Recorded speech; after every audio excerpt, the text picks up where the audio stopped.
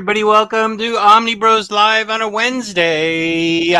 Tonight we're talking compact size editions, Marvel, DC, Gold Key Comics, whatever, all of it. Timely Comics. Atlas Comics. First Comics. Every kind of comic, compact size now. Pocket size Bible, Watchmen, as Lou says. And, as always, you will be able to get these books. First, sorry. Here's Comics Guide. Hi, how are you? Hello. And Dave loves 90s comics. What up, everybody? What up? You get these compact sized books.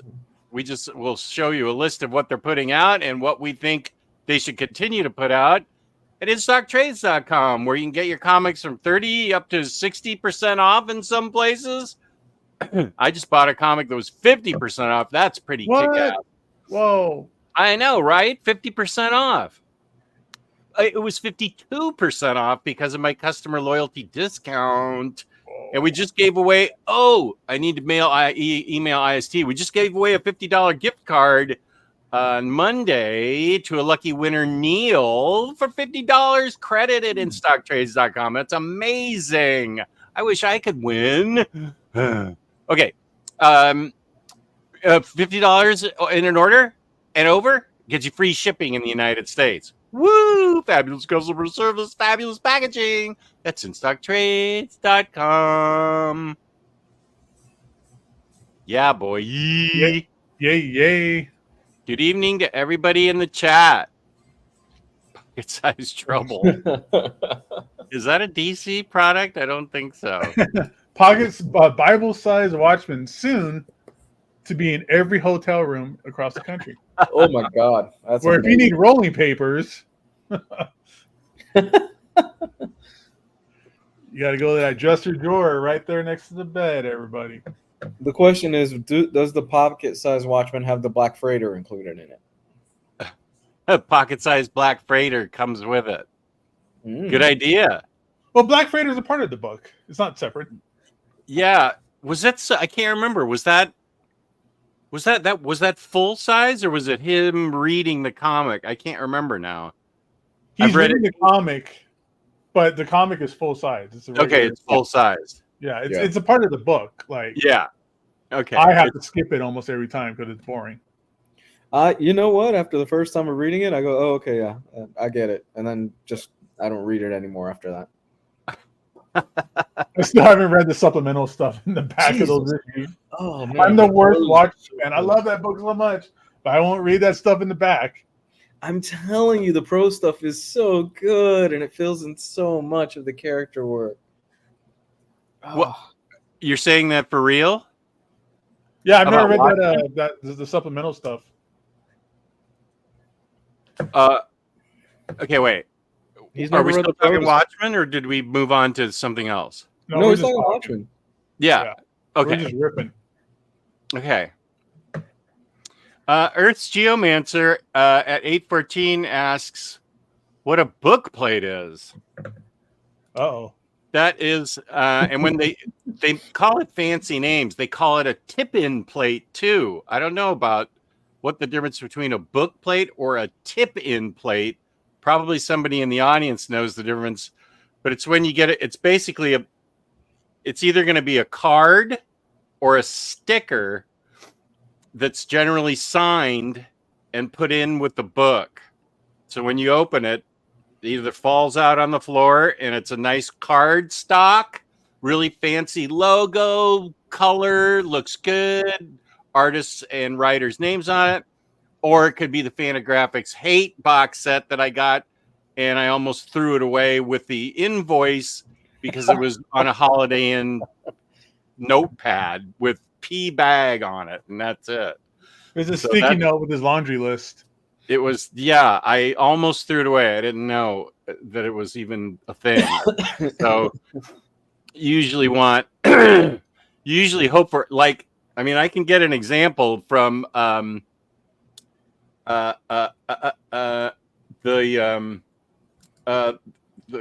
team that did Monstrous. I can't think of what their new book is called. I can go. Why don't I go get it while you guys talk about other famous book plates. This is a perfect example of a great book plate. I thought book plates were it's just another sheet of paper that is not normally a part of the book. So the artist or the writer, whoever, will sign, 2,000 of them, and then they end up just inserting it in or gluing it into the book. Mm-hmm. Sometimes it's great. Yeah. Sometimes it's literally like a sticky note that falls out, and it's so funny when Jess is so mad about it. This is I think the third Night Eaters is coming out in the fall. This book is awesome, and the book plate's free, but it only comes in the hardcovers. And so you open it up, and this is what it looks like with the signatures. It's got the Night Eaters. She eats the night. See, okay, that's Marjorie Loon. That stuff's not worth it to me. I'm not a fan of just like, here's just a piece of paper that we're going to put in here. I want the autograph on the book itself. But okay, you do or don't want it on the book. I want it in the book. Okay. But for a book plate, I will say that's not bad. That's better than the Holiday Inn card that you got signed for the other one. Yeah. And I just came across. Here's one that I just came across that I got from. Maybe they'll just sign it on the back of an envelope or something. Here's one that now this one's nice. I got this from Stan Sakai. Yeah. At a, I think at Baltimore. That's cool. Yeah. And this is just cardstock that he signed and you put in your book. Now that's boss. That's cool. Yeah. And let's see. Then I also got, I don't think this is considered a book plate, but what the heck does this say on it? I guess this is a book plate too. What's that say? I can't see. Back Bozook manga? My hand's shaky today. Sorry. What's that say? Back Bozook manga. Okay. That's what I got. I could be wrong on that. I'd use that as a bookmark at this point. Zimbo, okay. Yeah, so that's what a book plate is. Thank you for the question, Earth's Geomancer. Nice. James says our Kingdom Come October 15th is when the next Night Eaters comes out. Thank you, James. Super producer James. I also saw. Wait, I can't highlight because I didn't create this. So, Arya, did you bow out because we're doing compact editions? Earth Geomancer, keep the pressure up on having just do. Yeah, wait, comic format later. And then after that, keep the pressure up on having just do 31 videos in October. I think that was James' idea. And then which sounds, I can barely get out 2 on my own, but NFL Dude said daily videos don't have to be long. You can pump out a month of shorts in an afternoon by picking up a random book and recommending it. Yeah. It needs to be a random scary book or a random Halloween book or monster book, blah, blah, blah, blah, blah. Yeah, okay, good. I think I can do that. But Omnibus from the Aussieverse was interested in doing it with me. So we might do a couple. I'd have to do StreamYard, so the quality wouldn't be as good. But Omnibus wanted to help me with that. Maybe I can have him on for like a 10-minute video. I might be able to do it. I'm not promising anything. I know better than to do that. 31 videos is too much. That's too much work. You got to do the TikTok thing, man. Just post a video with 5 seconds and then move on. That's the attention span of kids these days. Yeah. It's 10 to 15 seconds. You just take a video. No, here's the front. Here's the back. All right. Bye, everybody. Thanks for watching. Comic good. Buy comic. Back, front. Whoop. Next one. Profit. Okay. I don't know that I have a TikTok account. Me liking comic books.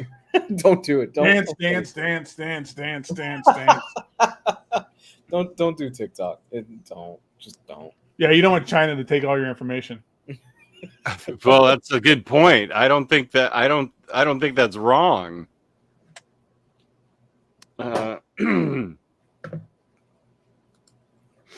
Okay. All right. So you want to talk about some compact books? Okay. Bam. So that's the first edition. This is the first thing that they're putting out. Yeah. You know what? This might be better. Let me try something else. People are going to need their readers to see that image. Let's look on IST. And then here's the compact books that are out so far. We got Oh, okay, that's good. Wonder Woman, Earth One, Far Sector, Batman Court of Owl Saga, Batman Hush, All Star Superman. Look how cheap those things are. Yeah, $5. And you get the full story. That's crazy. Yeah. Like, dude, All Star Superman is worth way more than $5.79. Like that's an experience, you know. Yeah, that's crazy. They got a Joker one coming out. They got a Harley Quinn and the Gotham City Sirens. Catwoman, Trial of the Catwoman. Wait a minute, Harley Quinn and the Gotham City Sirens. That's Paul Dini and Gilliam March. Yeah. It is what, the first 12 issues? The first 13 issues of that. Okay. Series. That's for awesome. $5 with the in-stock trades discount. That is insane. Well, I still wish I wish there were still bookstores, because this thing screams out for one of those floor display book stands where they could keep them full all the time. Mm-hmm. This is Barnes and Noble still. Are there? Yeah, I go there all the time. My wife and I, we take the kids all the time. Yeah. Oh, same. really? Yeah. Okay. Barnes and Nobles is almost a weekly trip for my family and I. Oh, okay. Well, then DC needs to get one of those cardboard stands, you know, with the sections in it, and keep it stocked regularly. The only one that's not on here, I don't know why. I didn't pull up when I searched for it. There's a Watchmen one as well. So Now these seem to be like 12 issues. 12 issues worth of comics at least, if not more, for these. Far Sector. This one I've never read Far Sector. Like, this is like the newest. This is a really good book. Is it good? Yeah. Yeah. So I need about 12 issues worth of stuff in here. Okay.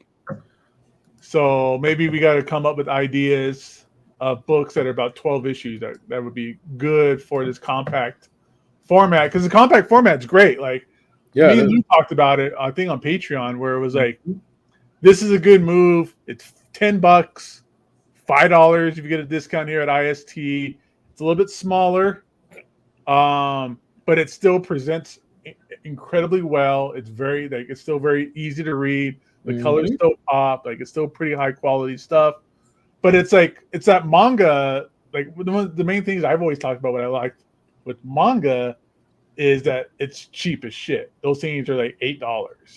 Yeah. And that seems to be that's a sweet point for these kinds of prices, because that's what the kids are into these days. These kids today, with their hula hoops and their TikToks and their manga books, they like these smaller size books. It's affordable, and these are great examples. These are all like one and done stories for the most part. Like, these are all very concise, 11, 12, 13 issue stories with Watchmen included. What I like about came up with something like this, but we can also come up with our own ideas. What books? Yeah, what I like about these is these stories already exist for like we collectors in bigger format. But these are great introduction to people who want to get interested. What I don't like is Marvel's putting out Strange Freaking Academy in that size. I have like 5 compact size Strange Academy with that Humberto Ramos art shrunk down. And of course, well, okay, the fault lies with me because I bought them. And of course, now they're coming out with an omnibus, I think. And why did I buy those? I have a separate tirade coming up. But this is the first compact. That's my first compact complaint. But I also wonder, I think we talked about it before, about Watchmen. It's not problematic, but it has mature stuff in there. I would not want a 10-year-old necessarily. There's a few scenes in there and some themes in there that are pretty grown up. There's some sexy time stuff. There's some impotency stuff in there. There's a lot of Dr. Manhattan wiener. There's a lot of death in it and scariness in it too. You don't want your 10-year-old to learn about the dangers of big government? This isn't B for Vendetta. My 13-year-old picked up on it, and now she's 33 and still pissed off. So, there's True Graphic Novel. How you doing, True Graphic? Good to see you. Tom King's Vision in compact. I always wince a little bit when people read Watchmen and go, "Oh my God, Rorschach is awesome." I'm like, is he? Is he though? Is he though? I kind of feel like, yeah, that's he likes to kill guys that kill little girls. So yeah, that's true. We also got an option on here: Wonder Woman, Dead Earth. That's the Daniel Warren Johnson book. Yeah. And there was, let's see, who I think Javier said his at 824 said he has a Barnes and Noble and that he picked up Batman: The Court of Owls. It's his first physical comic. Nice. So it's working. It got Javier to buy it. I thought all bookstores were dead, but I'm glad Barnes and Noble is still out there. No, I mean, we've talked about it, but I think, at least in my area, Barnes and Nobles is thriving and thriving very well. Oh, there's always people in there? Oh, yeah. In the manga section, right? Yes. No, dude, in general. Not just in the manga section. My Barnes and Nobles is always not slam, but it's always filled with a whole bunch of people on the weekends there. And sometimes on the weekdays. Yeah. Every time I go, there's always people there like reading books or in the cafe, in the manga section. They're all over the place, I know it's not packed. It's not like, it's not, Black Friday or anything like that. But it's it doesn't need to be. Yeah. I know my Second and Charles usually has a good crowd. They have new books, mostly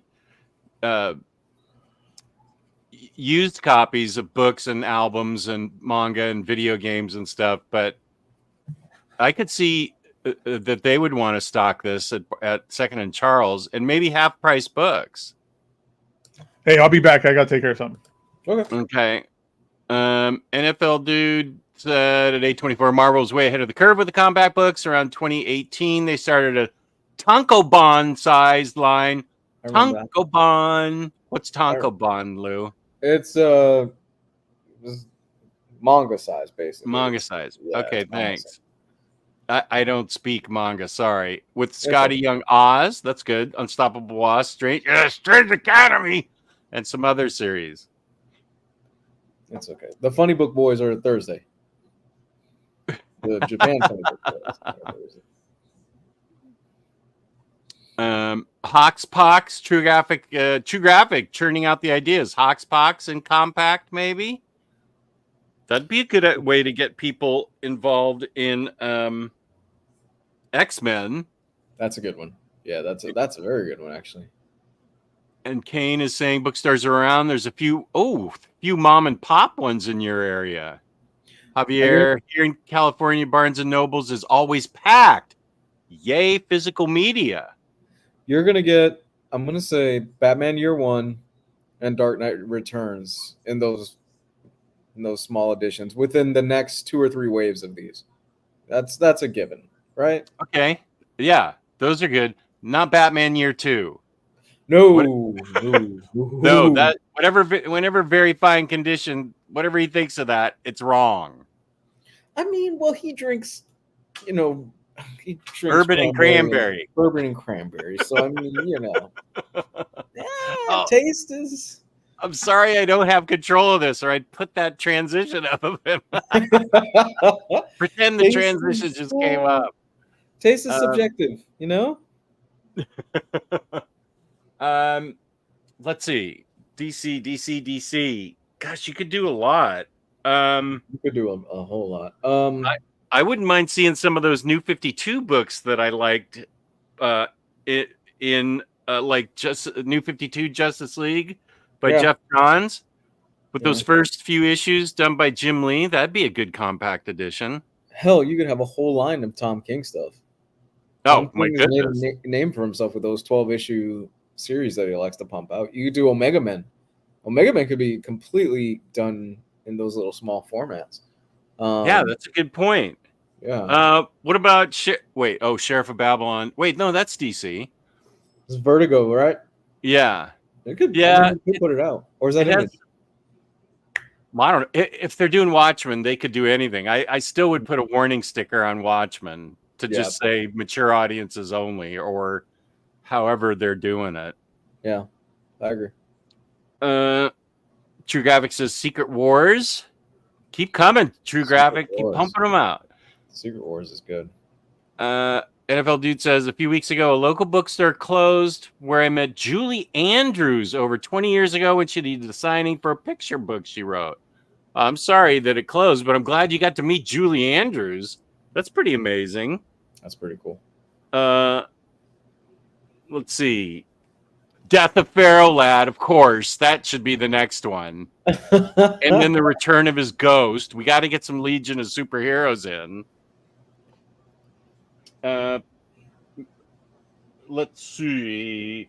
Oh, I think Batman Adventures and Batman and Robin Adventures would be good.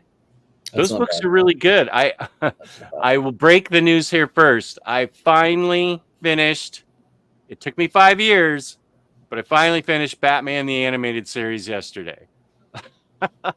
Woo! Woohoo! And what's the verdict? Oh, I loved it. Good.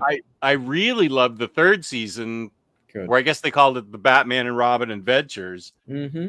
Every one of those episodes was awesome. Awesomely awesome. Yeah. You know, and then it finishes with Mad Love. It's like, how are you going to top that?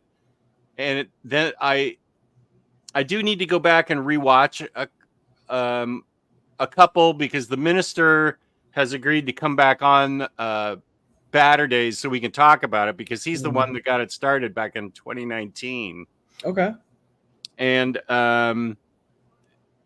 but I watched one that I liked, and he's like, "Are you sure you liked it? People generally hate that episode." And I'm like, "Oh, okay. It happened within the first 10 episodes. I don't want to reveal what it is." But that third season, everything was great with Batgirl and Tim Drake and Nightwing.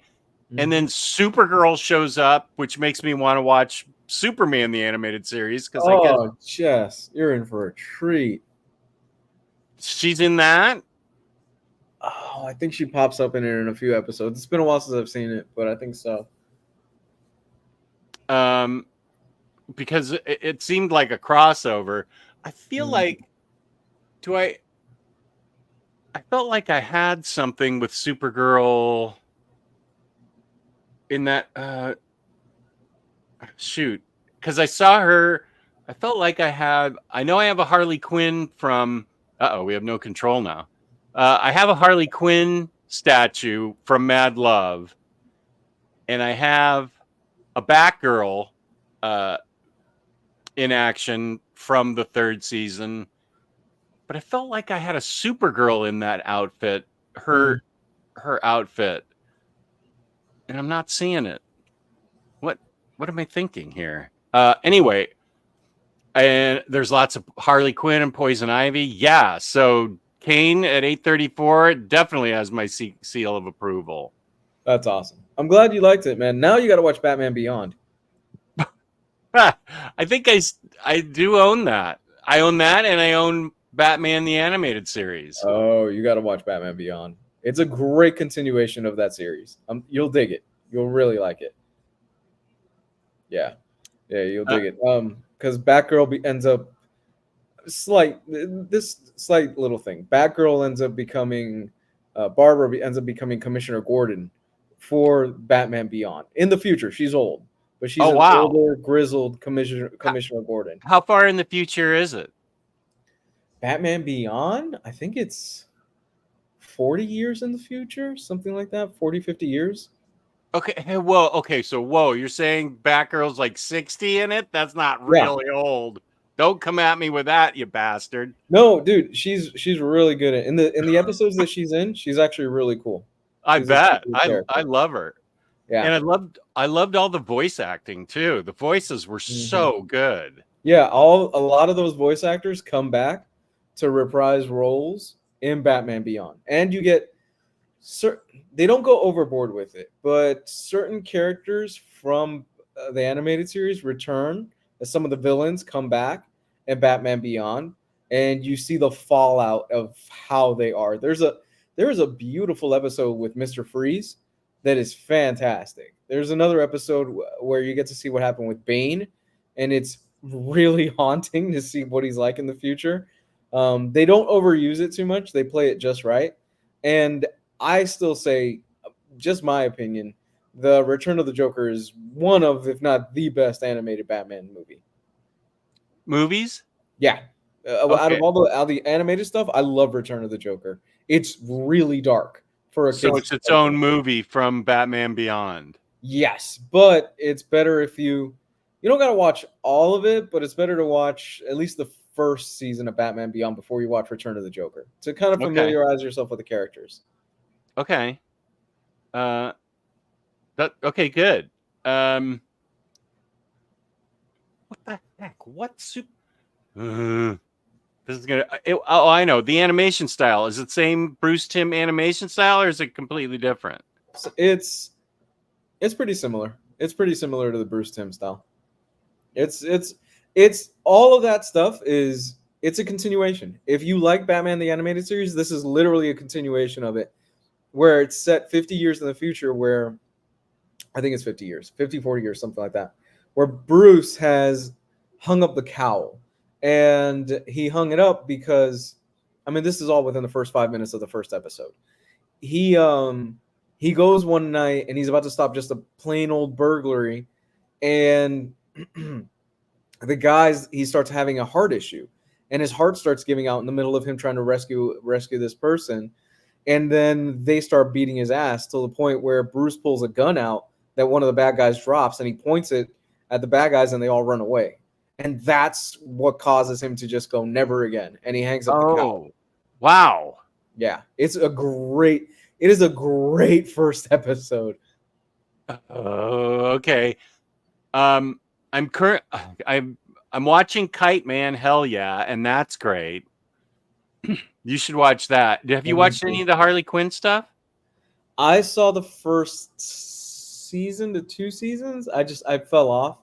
I need to come back to it. I've seen little clips here and there. I just love how much of a dick Damian Wayne is in the show. I've seen little bits here and there. I do know Kite Man gets very lucky with somebody in this show, and I will never stop laughing at that. Yeah. And then Kite Man Hell Yeah is a continuation of that, and it's got a bunch of characters from Hitman in it as patrons of the bar he buys. That's fantastic. That is amazing. It's written in the same way Harley Quinn is. And also, I know Gio told me about it, and I'm loving it, is Suicide Squad Isekai. Okay. I haven't seen it yet. Yeah. Amanda Waller transports them to another world, and this is my first Isekai anime. It's in Japanese, and I have subtitles. So I think somebody that's watched a lot of Isekai stuff probably would say, oh, that's just a common thing. Mm-hmm. It's this complete fantasy world, with kingdoms that are raised up in the sky and all kinds of RPG fantasy elements in it. But I have never seen anything like that. And it's really, really good. Harley Quinn's hilariously nuts in that. And actually, everybody's great in it. It's really good. I love it. Mm-hmm. I've seen the first 9 episodes, I think. I need to sit down. Man, there's so much. Here's the thing. Nobody tells you this when you have a child. That expensive ass $5,000 77-inch OLED TV that you have in your living room when you have a child, that's that child's from about 5 in the morning till about 5 in the afternoon. And especially if there's only one TV in the house. Yeah, that belongs to the kid for about that period That's a of time. good point. To a certain extent, it belongs to that child. So That's a good point. Chester's asking, Jess, did you watch the movie Mask of the Phantasm? Yes, I did. Early on, I watched it, and we did an episode, Taylor and I, when he was still on Batter Days, of all the Batman movies ranked, and we included the animated movies. And I think that one I think was Taylor's favorite. This was on Batter Days. I can't remember when we did it. James could probably find it because he's awesome. But yeah, Mask of the Phantasm is one of the best Batman movies, live or animated. I think it's amazing. Cleveland Brown, I'm hoping Jess will say it's overrated so minds will explode in the chat. Ooh, what a good idea. yeah, I didn't think that was that good. I didn't think it was that good. It was all right. It's all right. So you see why thousands of people even today rave about that series, and why to me, when I read Batman, I hear Kevin Conroy's voice every time I read Batman I can totally see why. Yeah, as Bruce Wayne and Batman, I can totally see why, like, your generation grew up with him in mind as Batman. And that I I talked to, there's a YouTuber I talked to, I won't mention his name, but he's a very nice guy, really good guy, and he said no matter how bad things were at school, I'm assuming this was grade school, so I guess he had a hard time in grade school, and he'd say I'd always know that I could come home to Batman the Animated Series and my comics, and he would step off the bus with joy as he ran to his house and could turn on Batman the Animated Series. So that's great. When you get somebody saying something like that, I get the love that everybody out there has for it.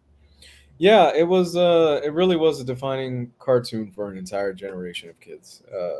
To a lot of kids, it was two things that really exposed us to Batman. It was that Batman '89 movie, and it was the animated series. It was those two things. Yeah. Kane is saying Batman Beyond, Justice League Unlimited. I have both of those. Superman, I have. Static Shock, I don't have. And Zeta. I don't know what Zeta is. And she agrees. Oh, yeah, Barbara Gordon and Batman Beyond is amazing. Return of Joker is the best Batman movie, says NFL Dude. And Kane says, and a very sad episode with Bane. Okay, go ahead. I am telling you, you owe it to yourself to watch Batman Beyond just so you can get to that Return of Joker movie. It's really that good. Where does it, how many seasons do you remember was Batman Beyond? I think it was 3 to 4 seasons. Batman Beyond is okay. So Batman Beyond is kind of weird because the ending, quote unquote, to Batman Beyond isn't really in Batman Beyond. It's in Justice League Unlimited when they did the final episode. I think we've talked about this, where they did the final episode of Justice League Unlimited, and they tied it in to Batman Beyond and ended Batman Beyond. Oh. So ideally, what I would recommend you do is you watch Batman Beyond, probably get through that first season so you get to know the characters. Watch Return of the Joker. You absolutely should watch Return of the Joker. After the first season? Yeah, give it about the first season of Batman. Okay. Beyond. Yeah. And then watch Return of the Joker, and then finish out Batman Beyond, and then do Justice League, and then Justice League Unlimited. If you do Justice League, because Justice League it takes place before Justice League Unlimited, and what happens is Justice League keeps its core characters for the entirety of the thing. Justice League Unlimited is the core characters of Justice League, but then they blow it up to even more, where you get characters like Power Girl, nice. All these other. Yeah, it's literally the Justice League just gets insane, the amount of characters they introduce in Justice League Unlimited. And the final episode of Justice League Unlimited is very much a send-off to Batman Beyond and to Justice League Unlimited at the same time. Okay, Batman Beyond was 3 seasons. 52 episodes. I can knock that out. Batman the Animated Series, well, it was like 10 million episodes. Zeta, Kane says Zeta is a robot that was featured in Batman Beyond and eventually had his own show. Sorry, I can't highlight these. I didn't start this. Disheveled by Dawn. Do you need to have watched all of Harley Quinn before starting Kite Man? You know, that's a good question. I would think you'd need to get to have it be the funniest and understand it the most. I would think you'd need to watch the first 2 seasons because that's where a certain character dumps Kite Man and starts falling in love with a different character. And then in Kite Man, the first couple episodes, there are cameos from Harley Quinn, and but I predict that once you start the first season of Harley Quinn, it's so funny, and Peter M likes to call it subversive because they give no fucks, excuse my language, in that show, and there's a lot of that word in there. Harley Quinn, voiced by Kaylee Cuoco, is hilarious. Great. She is so good in that role. She really is. She really is. And they give her so much to work with in terms of the writing. The writing is so good. I love King Shark. Oh my god, he's great. Yeah, he's fantastic. He's in Suicide Squad Isekai, and so's wait, who's the guy with the where's the toilet seat on his head? Peacemaker. Peacemaker's in it. Deadshot's in it, and who's the fifth? Who's the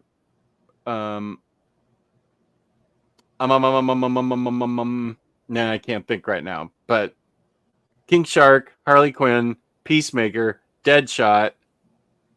James will say right now.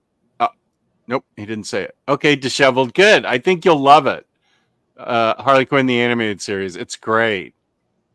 I do have to go back and watch Harley Quinn Valentine's Day special now that I know who the guy from Ted Lasso is that has the book signing at the Gotham Coliseum, because I didn't know who he was. And also I didn't understand what Bane was saying because he was giant size and I couldn't make out what he was saying. I love Bane in Harley Quinn because he's got the Tom Hardy accent. Yeah. Oh my god! When he's ordering food at the restaurant, and then Joker, Joker is such a dick in the show. Yeah, Suicide Squad Isekai. Who are the 5, James? Who's the 5th member I'm missing from that Isekai? Rick Flag. Yeah, they find him there in the other world, but there was a 5th person that went into the other world with the original 4 characters that I'm trying to think of. But I highly recommend Suicide Squad Isekai to everybody. Hey, what up, Hondo? Good to see you. I don't have the ability to highlight because I'm not running the show, but I do have Harley Quinn did Clayface. Oh, Clayface is so funny. Thank you, James. He's in human form, and he's monologuing through the whole thing about how this is exactly like an isekai would play out were it a movie. And he's like, this trope has been used before. Why are they using that? And then he can Clayface up, but he's hilarious as the actor. Okay, good. Thank you, James. And True Graphic, let's see. I think True Graphic had some more. Darwin Cook did the key art and storyboards for the Batman Beyond intro. Ooh. Yes, he did. Yeah. There's a JLU time travel episode where Raphael says there's a JLL time travel episode where Kevin Conroy voiced Old Bruce and Prime Batman. Conroy is the GOAT. Yeah. That's the other thing that my friend said that he always But he said the happiest he's ever been was when he got to in his life is when he actually got to meet Kevin Conroy and have him sign something. That's amazing. And told him how much Batman the Animated Series meant to him in his childhood. Yeah, That's awesome. It's we were talking about this, Gabe. When I read Batman, that's the voice I hear in the comics, and it's the same thing with the Joker. When I read the Joker, I hear Mark Hamill's version of the Joker. Yeah, no, those are definitely the iconic voices. Same with like X-Men comics. Most of the X-Men cartoons is what I hear in my head when I read X-Men books as well. Mm-hmm. Smoker Rogue. What's that? Smoker Rogue from the new season. Smoker Rogue. Smoker Rogue, the rogue that it's like the voice. Oh yeah, she's smoking. Yeah, she's drinking whiskey and smoking for the last 30 years or something. Oh, pretty rough voice these days. That was the one thing on that series. I just could not get used to her voice. It's the same voice actress, but I just couldn't get used to the voice. Is this X-Men 97? Mm-hmm. She has a smokier voice than she did in X-Men 92. Mm-hmm. Especially the first 2 episodes that we watched on Patreon together with the patrons. Yeah, I was like, oh, this is not. It's the same, but it doesn't have the right inflection, But still, she's definitely a 2-pack a day woman. At least she's not John Wayne smoking like a carton a day. Just straight what? dude. Is He that smoked true? a carton a day, dude. No. Yeah. Really? A carton? That's like 12. Isn't that like 12 packs? John Wayne? Yeah. Let me double check. That might be just one of those crazy rumors, but yeah. Jesus. I remember my dad used to buy cartons, but they would last a while. Let me guess. Lucky Strike. Unfiltered. Unfiltered liquor strike. Yeah, man. That's like getting unfiltered camos. I don't even know if they make. 6-pack a day. He was a 6-pack a day chain smoker. Like half a Oh carton. my God. Oh, until his lung cancer at 64, but then he lasted another 14 years or so. Wow, 6 a day. 6 packs. He'd probably still be alive if it wasn't for filming that movie where, near the nuclear fallout. 6 packs a day. Wow. How much is in a pack? Back then it was probably not much. I think it's 20. 20 in a pack. Yeah. 120 cigarettes? How many minutes are in a day? That means he was just never, yeah, he was while he was awake, he was never not smoking. Wow. smoked 5 packs a day for over 30 years. Yeah, that'll get you lung cancer. Wow. It is estimated John Wayne smoked over 1 million cigarettes. Ooh. We talked about David Lynch on Monday, right, Lou? Yes, we did. And how he said he would never, even though he is now dying of cigarettes, he still loved them. Mm-hmm. And he would still smoke them if he could. Yeah, I don't understand. Peace. No, not peace and love. Those things kill people. I still don't know what. I definitely have tried them in my life because I was like, and this is in college. I was like, okay, there must be something to cigarettes that people smoke them. They must be great somehow. Yeah. I was like, okay, I'm waiting for something great. Like, where's the euphoria? Where's my happiness? What's happening here? So a pack of smokes today is somewhere around $8. It says. Oofba. I never liked it. I never liked the smell of cigarettes. It never appealed to me at all. It would just the mere smell would make me nauseous. I gagged.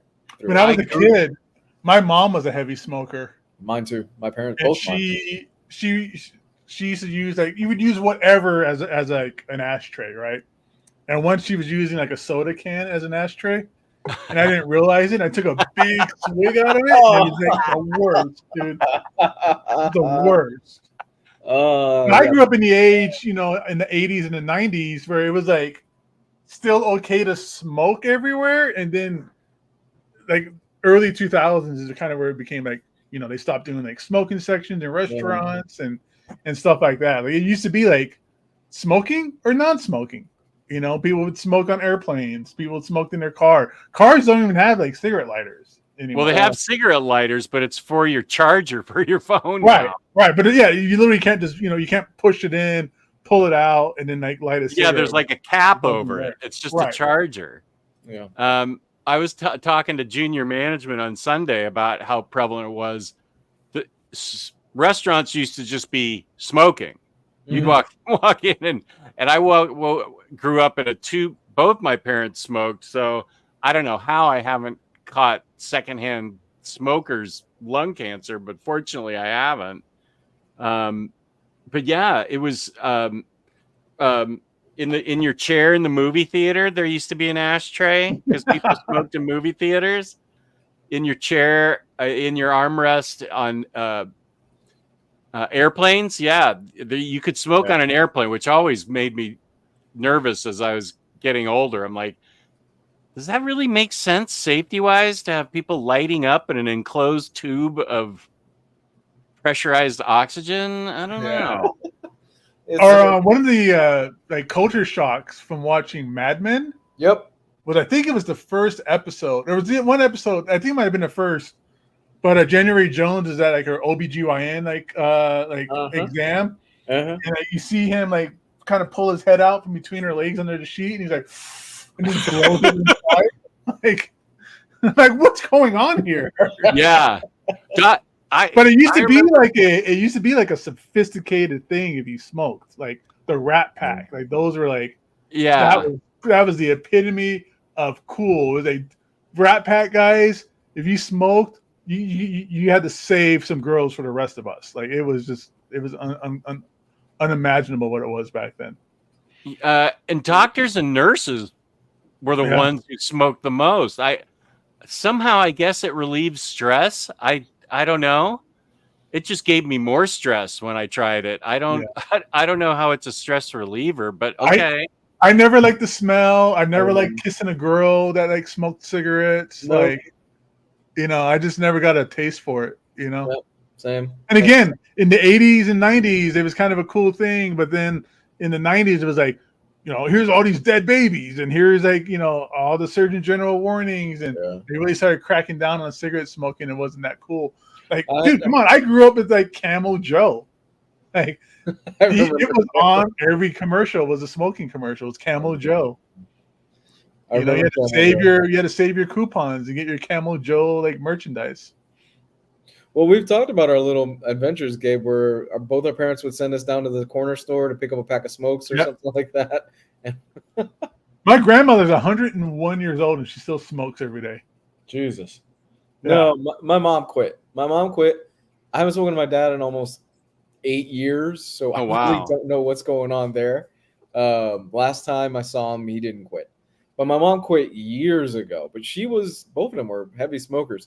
But I think that was an entire generation of people that picked it up. That was just, and this is kind of the millennial generation. I think is kind of the first ones to go, we're not really into it too much. Well, you watch if you watch something on streaming these days, if there's smoking in it, they'll give you a warning that there's like smoking in the movie. Like, that's right. Yeah, like it used to be like there's brief nudity, so I'm gonna watch this. There's brief nudity, I'm down. But now it's like there's smoking in this. We're more into weed and vaping. That's more our thing for our generation. Bacon. It's true. Vaping vaping, not bacon. Oh, bacon or baking? Well, bacon, yes. Vaping. Vaping. We're definitely vaping weed. Yeah. Oh, okay. I was like, bacon. Wow. I go to a bunch of public places and people always have that pen, and people are always hitting that pen. Yeah. Oh yeah, smoking vending machines. I remember having to go. That's right. I had to go to like the pool hall and get some smokes. Right. For my dad, I've done that before. Get some Marlboro Red 100s. I dated a goth girl once. She was into smoking. Wasn't fun. No, I wasn't. So good times. If we want to get back, there's a lot of Whoa! What? Real quick, I think we should acknowledge the newest comment. Just scroll down for a second. Oh, Rodimus. Hey, look at Rodimus is that. back. Nice. Good to see you, Rodimus. I'm glad to see he's Congratulations. doing okay. Glad to see you're doing well, man. Happy to hear it. How you feeling? I realize you don't have very many like nice like images to put up here. I was like, what can I do to say, hey, good to see him back again? But we don't have like an image for anything like that. Maybe a thumbs up. There Yeah, there you go. There you go. I hope he's doing better. Some NFL dude says some vape pens have a warning print that a single cartridge is equivalent to a dozen cigarettes. I don't know Yikes. I don't know. But it doesn't have all the bad stuff in it, like tar and everything like that. So it's better for you. Well, I noticed that it puts out a big hurricane cloud. I've never tried them, but I can tell when somebody's doing it because it's like a giant cloud that comes out. Yeah. So the Olympics had a really bad presentation of breakdancing. Oh, right? yeah. I'm sure we've all seen. Yeah. There is a competition, I think here in Vegas, it might be worldwide or countrywide, called Cloud Wars, which is people competing on how big they can get their vape cloud.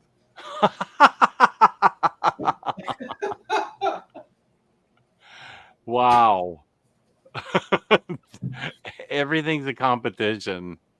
Everything. Yeah, it's like slap boxing now or whatever. Oh, yeah. That's right. I think that's Stizzy Pens. Is that a nickname for them? Stizzy Pens? Javier at 901 or 601 your time, Gabe? Stizzy Pens. I haven't heard that. I don't know what a Stizzy pen is. It must be a vape pen.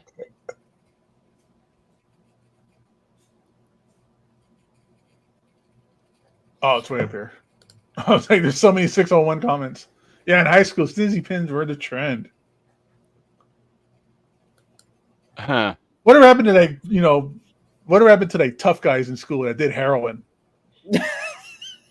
I think I have a clue. Where's those people? Everybody's like, oh no, I just crushed a large pizza. Yeah, I knew you guys used to shoot up in the bathroom in school. Anyways. Oh man. So I got one for the Oh, it's a weed brand. Okay. I got one for the little digest size. Okay. Thor the Mighty Avenger. Nice. Nobody talks about that book. And Oh, it's that book's fantastic. yeah. Only Love us. that. Yeah, I think Gabe's the one that told me to read it, and I think that was in digest size originally that I got it. Nobody talks about it.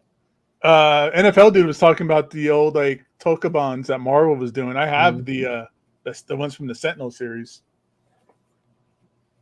Did you guys ever read Sentinel? No. No, I'm not familiar with it. It's about this high school kid who finds a Sentinel in the like the scrapyard and brings it back to life and becomes like his kind of like bodyguard and friend. Oh, I feel like I've read that story. It's That been a sounds long time since familiar. I read it, but yeah, that's kind of like what I remember is that he kind of brings. It's almost like Transformers, the movie where the first movie where he accidentally buys a car and it turns out to be a Transformer. It's kind of like that, and he gets kind of turns in that kind of a situation. That actually sounds cool. Yeah, it was a good series. I remember enjoying it. One I was coming up with, I don't know if you guys said it already. I had to deal with. My water heater blew out, so I was dealing with the plumber coming over just now. Jeez. Infinity Gauntlet for Marvel. Infinity Gauntlet is one of the stronger, most important like event stories, and I think that would work great in like a little compact trade paperback. Yeah. DC. Well, I'll say, Green Lantern by Jeff Johns. I mean, that'd end up now here's the question. Are they going to, do we know, or are we still waiting to see if this is going to be like Batman Court of Owls? That's the first 11 or 12 issues or whatever it is. Are they going to continue on with Not that? sure. But nobody knows if they're going to keep going. No, So we're trying to think of a 12 issue arc or book that was 12 issues then. Right. Ish. Okay. I think it makes sense that you do these, if you can, one and done, Okay. because it's a little investment for the fans. Yeah. I know you guys were talking about Darwin Cook when I came back. Did you guys mention New Frontier? No, but New Frontier would be perfect. Yeah. That'd be great. Are they already doing Kingdom Come? I wonder. Not that I know of yet. But did you hear that they're doing they're going to do a Kickstarter for a Kingdom Come documentary pretty soon? I saw that. Oh, Yeah, I haven't seen that. Yeah. But Kingdom Come is a great one. Trying to look at what I got here. Well, my DC single hardcovers are in the other room. All the Tim Sale, Jeff Loeb, like color books, right? Yeah, or not color books. Well, color books for Marvel, but for DC, like Long Halloween, Dark Victory. Those would be great. Wait, Doug, are you kidding? Or is that true? Kids huff wasp spray. I don't know if that's I totally believe it, but I also think you're kidding. I believe it. I believe that. How do you huff it? I mean, it shoots out in a stream. You spray it in a paper bag and then, right? Oh, wow. Oh, okay. I believe that. Wow. That's really, really twisted. That can't be worth the high at all. No. That can't be worth it, dude. There's better ways to get. That was like kids that smoked that would like sniff markers in the back of the class.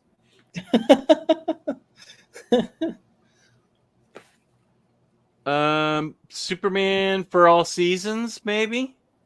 Yeah. Good choice. Very good choice. There's a whole. What about the color line that what's his face did? Tim Sale and Jeff Loeb. Yeah, the Spider-Man blue, the Captain America white, Daredevil yellow, Hulk gray. Those would be perfect, I think. Yeah, those would be good. Marvel, call us. Stop talking to the Peruvian kid. We'll give you real ideas. Yeah, get some compact books out there. The Peruvian kid.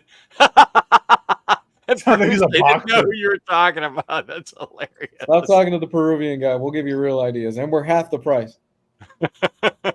Barnacle Blake, that actually is a funny comment. Wasp spray gives you a buzz, I bet.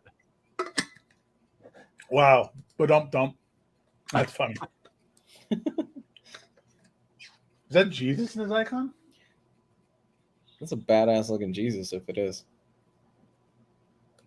Yeah, I can't tell. Let's see. What else? I'm trying to picture my the key is I think it needs to be it just needs to be a one and done series for it to really work. I mean, you could probably extend it to a volume 2, but I like the fact that these are accessible. I think that's the idea behind it, is to make it cheap and easy to read, where you don't need 3 of them or 4 of them. You can just read. Right. Well, if they did, that's like Batman Hush is a perfect one. That was a perfect one that they did.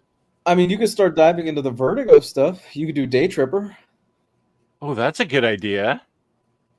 Day Tripper is a good one.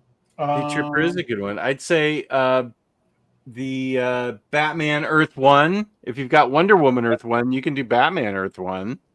I love that series. You can do Flashpoint. I would do Flashpoint. Hellblazer. But that Dangerous Habits is probably the most famous Hellblazer story, where John Constantine gets cancer. Yeah, that's the Garth Ennis run. Mm-hmm. You don't need to do the full run even. You can just do that arc where he gets cancer. Yeah. And they use that as the basis for the movie, right? For the underappreciated Keanu Reeves movie. Gabe and I are big proponents of that film. I like that movie. I enjoyed it. It's a great film. It's a fun movie. It is fun. Keanu Reeves and Shia LaBeouf, masterpiece. It gave us, in my opinion, the best devil we've ever had on screen, which is Peter Stormare. And the last 15 minutes of that fucking movie shows up. And I went, holy shit, that's Peter Stormare. And he crushes it as Lucifer. His entrance, his entrance is epic. Oh, he's so good. When he slits his wrist and he's just sitting there dying, and then he comes in. Yeah. Oh, he steals the whole movie for the last 15 minutes. I'm like, God damn right, because it's Peter fucking Stormare. That's what he does. And he pulls the cancer out of his lungs, like right Yeah, there. he just sticks his hands in. Yeah. That's such a good. That's right up there with like, it's nowhere near the comic book, but damn, is it a great movie though? Like, Yeah, people were hating it because it's Keanu Reeves. He's not British. You could call that movie anything else, and it's still an epic movie. It's still incredible. I love that movie. I think it's fun. I hope that Keanu's confirmed that they're doing a second one, right? Or they've got a script, or they've been trying to get it off the ground. Who knows? I know he's been wanting to. They've been talking about it and stuff like that. I love that film. I think it's fun. That movie deserves a lot more respect. Mm-hmm. Like that's right up there, like Dread 3D that nobody really talks about. Punisher Warzone. Is that the bazooka one? Yes. That's the one you guys got me to watch. I loved. Oh, I love Punisher Warzone. Here's a great one, Rodimus Prime. Astonishing X-Men, getting us back on topic here. So yeah, somebody else said new X-Men too. The Grant Morrison stuff. Yeah, they did those in like the little like Tokabon, like those smaller ones at one point too. Yeah. But you have to do like, what is it? What's the 12-issue arcs in it? Like I don't what's remember. the raid on Xavier's it's called or something? I forgot what the title of it was.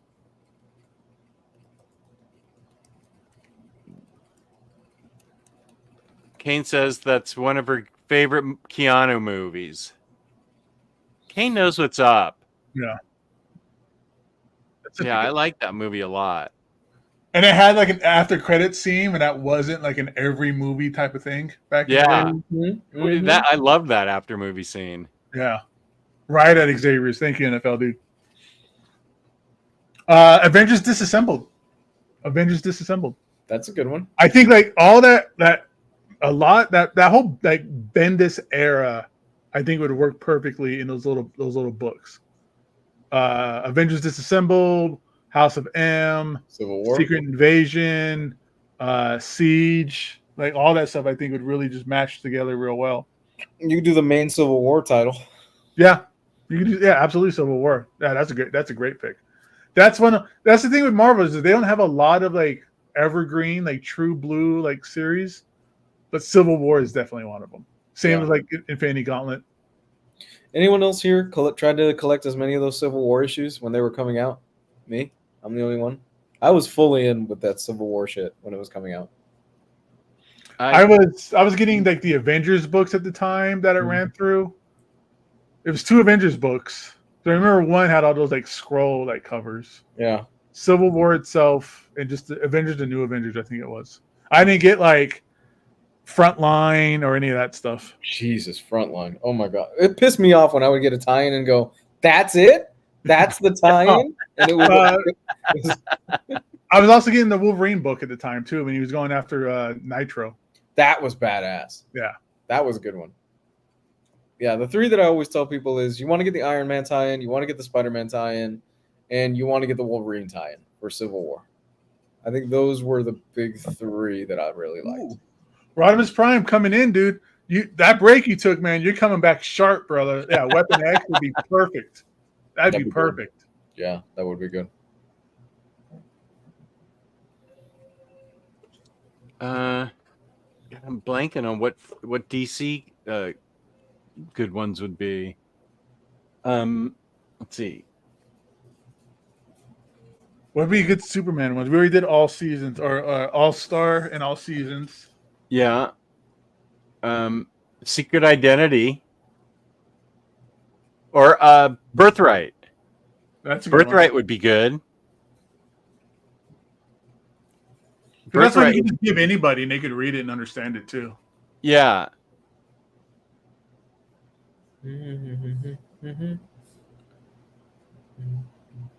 Jug says Red Sun. Yeah, that's coming out in Absolute now. Red Sun was that's good. It's only like 4 issues though, right? Yeah. I like Soviet Superman. Red Sun was really cool.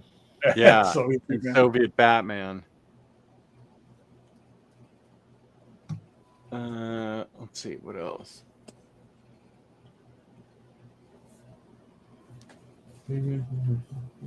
Also, everybody out there, you can still send us those voicemails because those things seem to be pretty popular. We keep getting a lot of voicemails in their email box.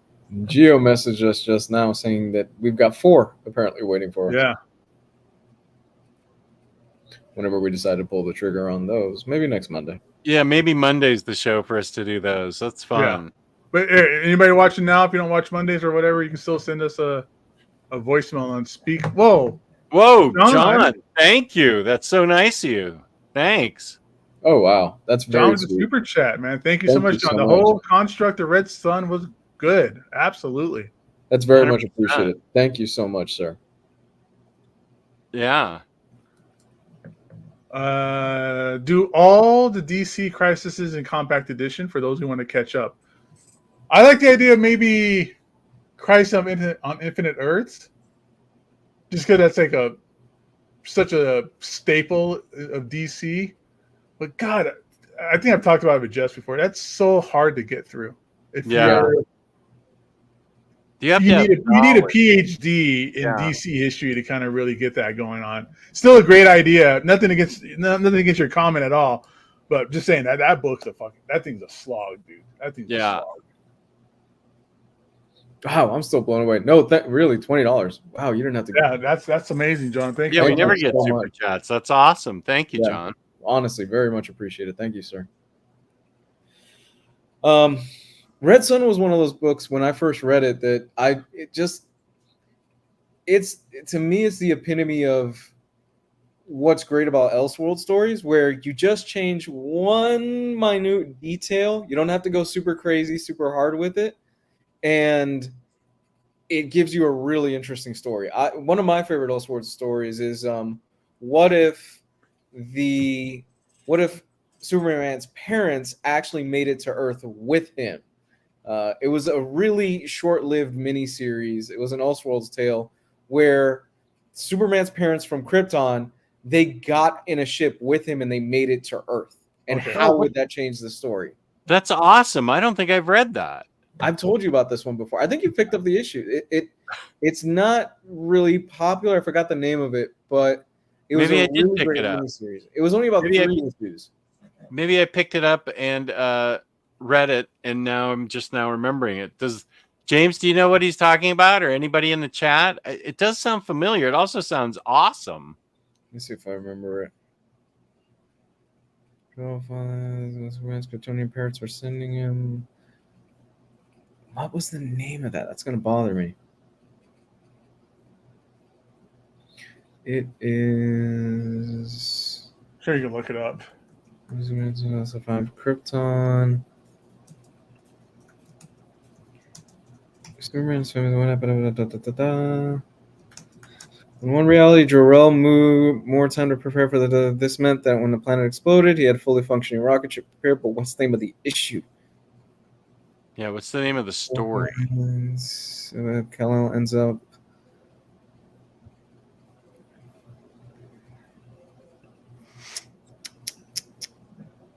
It's gonna bother me. I don't think it's not Dark Knights of Steel, because that's no.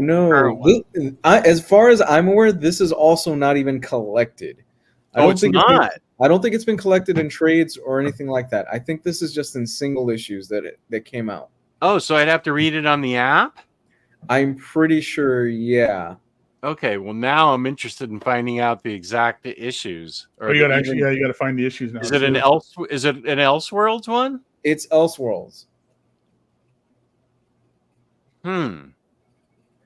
There are a bunch of Elseworlds coming out right now. Big chunky Elseworlds tales.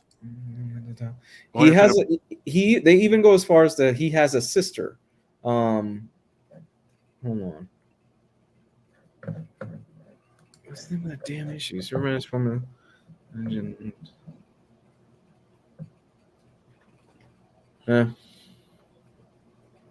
Last Family found it. Last Family of Krypton. That's what it's called. It says Superman: The Last Family of Krypton is what the miniseries is called. It's really good. Superman: Last Family of Krypton.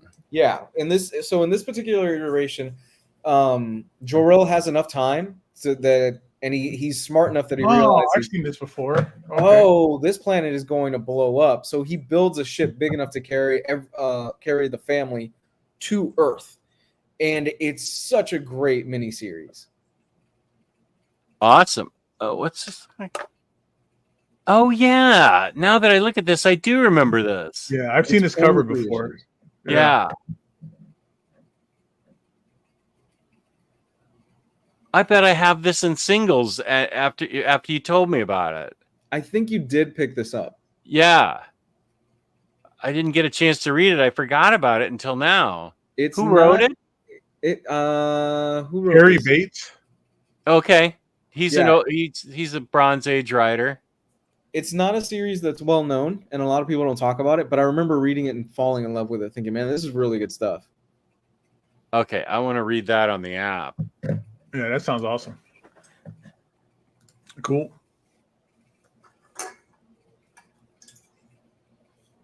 Another book idea. Jeff Johns' Green Lantern. Rebirth? Yeah, Rebirth. That'd be good. Rebirth as a standalone really works well, but I think the thing is with Rebirth, you need to be able to grasp the concept of what Parallax was, so it does require just a little bit of homework. Right? No? And it's a dirty, smelly comic that retcons everything, and Kyle Rayner's not as cool anymore. I hate it, but it's still a great book. Well, I mean, Jeff Johns during that time, he had a habit of giving the boot to some of the legacy characters. Yeah. Or at least the ones that were replaced, because he did the same thing with Flash. He did it with Wally, right? Yeah. I liked Wally. Wally was my Flash. Yeah, we talked, NFL dude, we talked about the Lemire Superboy on this show, but I feel like a couple years ago. Maybe even later, or earlier rather. I feel like this is where we talked a lot about the Lemire Superboy, and those are way out of print. We were gonna do a readathon on it, but we never got around to it. It's only 12 issues, 16 issues, Something like that.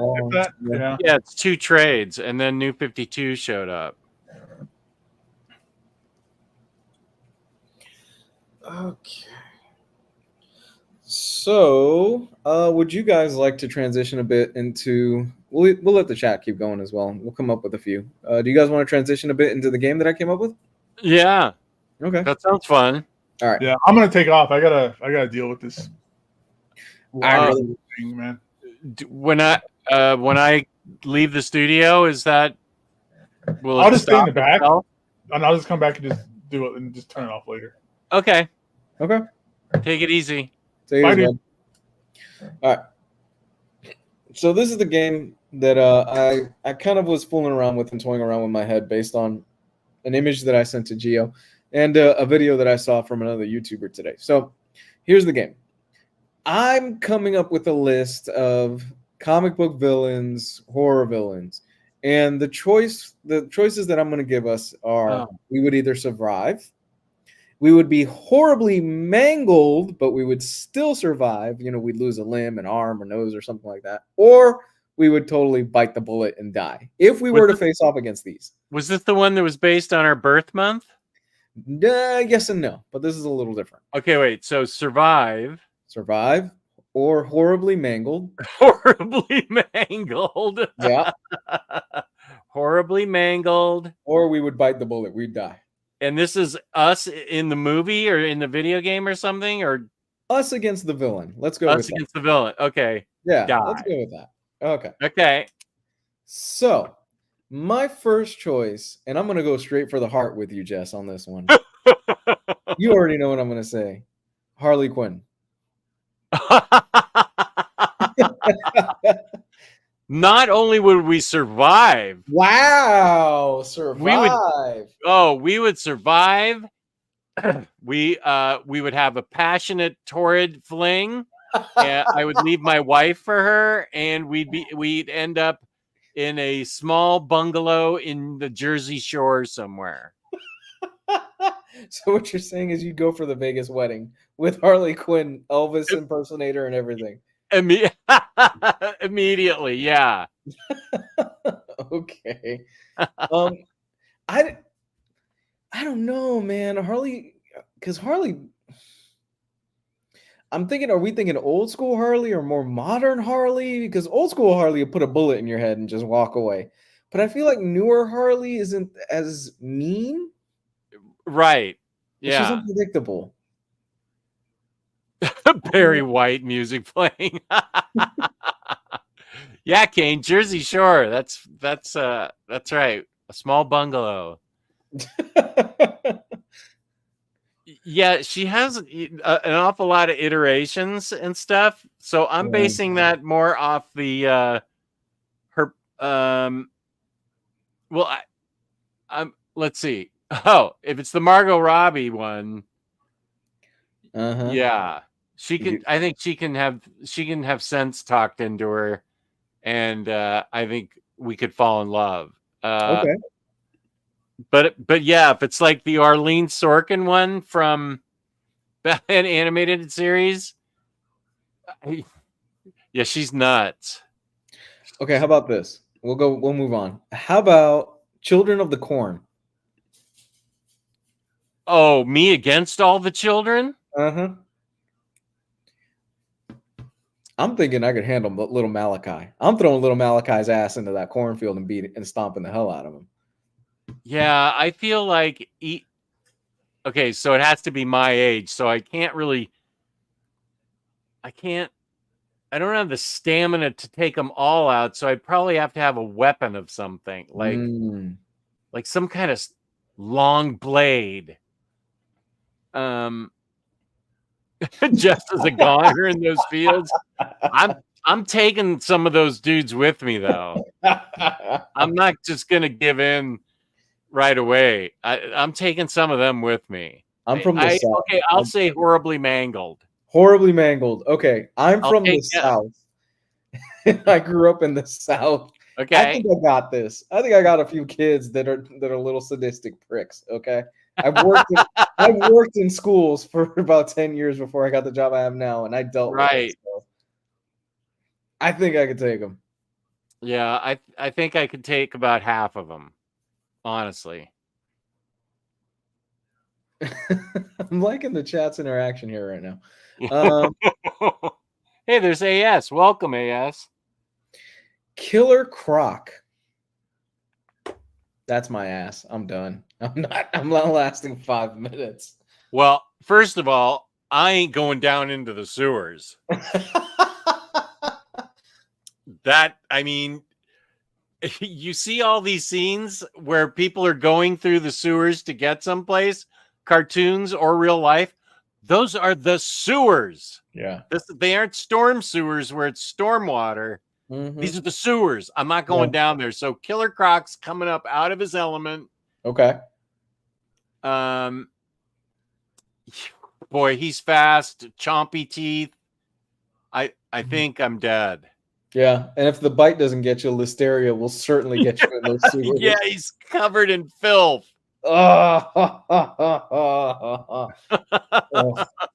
Yeah, you're right. Actually, if I just get an infection from the guy, I'm gonna die. Wow. Barnacle Blake is on your side. He says Jess is gonna have a new pair of gator shoes. Oh, you think I could do it? Oh, Kane says Killer Croc in DC versus Vampires was a good guy. Okay. I'm thinking bad guy from Batman the Animated Series, since I just saw the episode with him. Yeah. No, yeah, I'd be dead. Dead? Yeah. Yeah. I'm gone. Yeah. Yeah. I'm gone. Let's go with Chucky, Child's Play. Oh, I'm kicking that kid's ass. I don't know. I don't know. I can still no. I don't care if he comes at me with a sword. That kid, I'm stomping. I'm not putting up with any live evil doll. Man, I'm picking him up and I'm smashing his head on the floor, on the wall. I will exercise that ghost. I'm killing him. Here's the thing with Chucky is that I think Chucky has the elements of surprise. He's a little doll. He can get around places. He can fit into tight corners. That's usually how he gets his victims. I say I'm going to be horribly mangled. I'll probably lose a leg in that fight or something like that. But I think I survive it. Okay. I think I can beat him. Kick that cursed doll right in the fire pit. Yeah, if he has a knife, he will get the first shot in. But that's when I grab him and pound his head into the pavement. Now, I don't know where the evil spirit goes, but hopefully not into me. Let's go with, let me go down this list that I've gotten. Norman Bates. Am I Janet Leigh in the shower? That doesn't end well. No, it does not end well. I think I'd take Norman Bates. Is it just straight Norman Bates versus me? Straight Norman Bates versus you. Yeah, I think as long as he doesn't, get me in the shower, if it's just one-on-one, yeah, I definitely think I can take on Anthony Perkins. Yeah. That mommy dearest shit would not fly. No, that was so awesomely creepy. When I saw that, think Karen Black in that trilogy of terror. Yeah. That's a joke between me and my best man in the wedding about that doll. We send images of that doll to each other because that was on when we were in high school. Let's go with let me see here. Annie Wilkes from Misery. Oh my gosh. I forgot her name. Does she have the axe? Oh man. Not at first.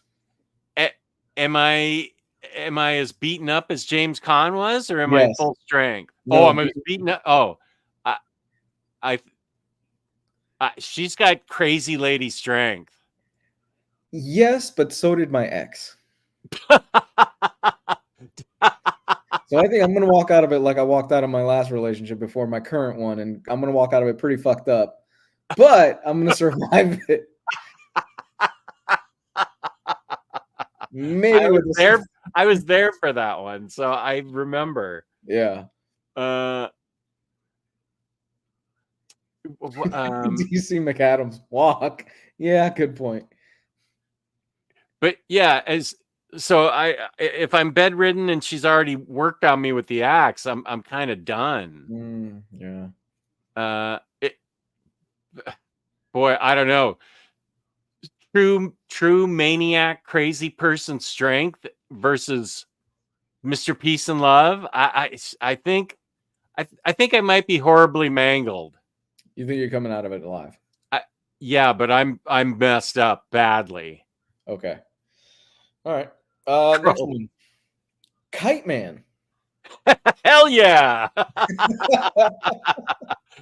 I think one punch and it's over. You think you can take Kite Man? I think you can. I think I could take on Kite Man and Condiment King at once. Well, go ahead and ruin my next choice, Jess. God damn. All right. Sorry.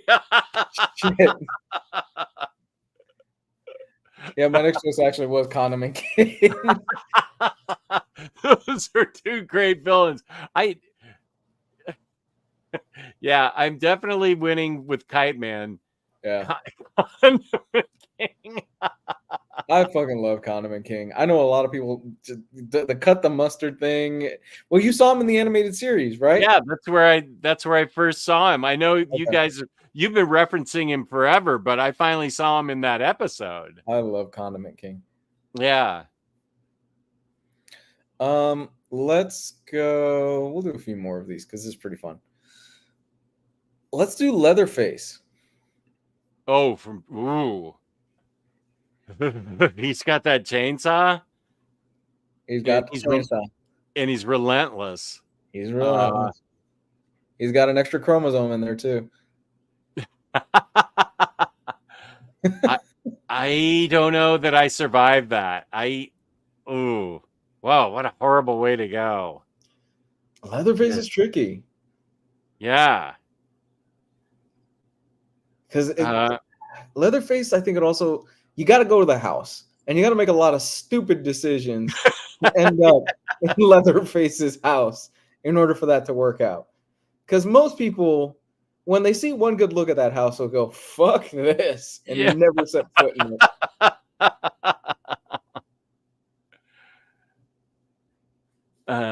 Yeah, no, I don't. I if I'm stupid enough to go to that house, I think he's got me. I think that's one of the most terrifying. I won't say any other villains, but if you don't say him, of all those kinds of movies, I think he's one of the most terrifying. Oh, Texas Chainsaw is my favorite horror film of all time. I love Texas Chainsaw. Yeah, that one's genuinely scary. And the thing is, it's not as bloody as you would think. Right. Yeah. It's not a super gory film. Watch it again for those of you that haven't seen it or have never seen it. It's not as gory as you would think. A lot of it is up here. And I never saw the remake. What did you think of the remake? The one with Jessica Biel from a few years ago? I didn't see it, so I don't know. Is that right? They've tried so many times to reboot that friggin' franchise, but they just cannot get it right. There was one with Jessica Biel. I want to say it was 2004-ish, 2005. I liked it. I didn't think it was that bad. I thought it was a pretty good remake as far as remakes goes.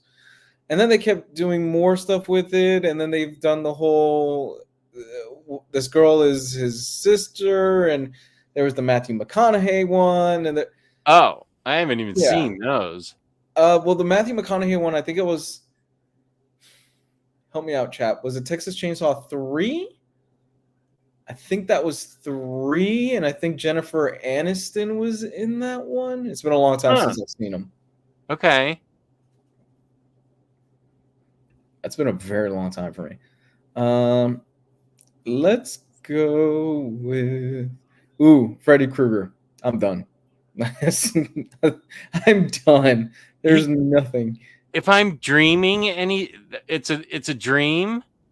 Well, the thing is with Freddy is you got to go to sleep once, right? That at some point you have to go to sleep, which is the scary thing about Freddy Krueger is he could wait you out. Yeah. So yeah. I don't see how I could survive. I mean, eventually I'm going to fall asleep. I'm defenseless as it is when in my dreams. I always end up like not being able to defend myself properly, which I'm sure some therapist would want to go into. But yeah, I'm dead. Yeah. Let's go Mad Hatter from Batman. Oh, voiced by the great Roddy McDowall. As long as you don't wear the stupid hat. Yeah, the episode I just saw, he had all the animals. If I could just knock his hat off, then I win. Yeah. He had all the animals controlled through the hat. I think you can take him, Jess. I think I can just knock his hat off and win.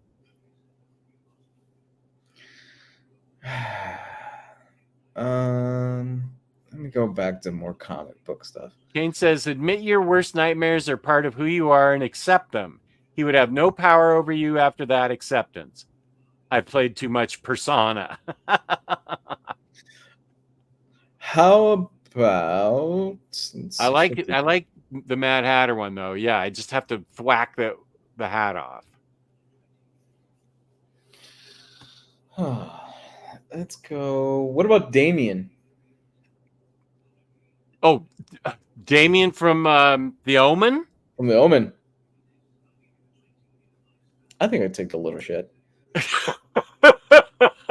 I think I could take this devil, basically, the Antichrist. That is an air of confidence that you will never hear almost anybody say, yeah, I can take the Antichrist. The Antichrist. As long as you get him young, yeah, I bet you could take him. But not if he gets older. Oh, man. So, have you seen the original Omen? Oh, yeah. I remember seeing it in movie theaters when I was about 17. Okay. Do yourself a favor. Put this on your list. Hulu. It's on Hulu right now, if you have Hulu. Watch the first Omen. It came out this year. Ooh, it's good. I still want to see Late Night with the Devil. Oh my god, I love Late I Night saw with the I Devil. saw that that's on. Shudder. I saw that it's on one that it came up on ALE. It came up on Alexa. Okay, cool. So the little video monitor one we have. I think so I can watch that maybe on Amazon. Yeah, dude. The First Omen, it has a scene involving a birth and a hand that is seared into the back of my brain. The new one that just came out this year. Wow. Yeah, it goes hard in the paint, that movie. It's really good. I like The First Omen. It's a very good movie, but it's very strong. Kane's nope.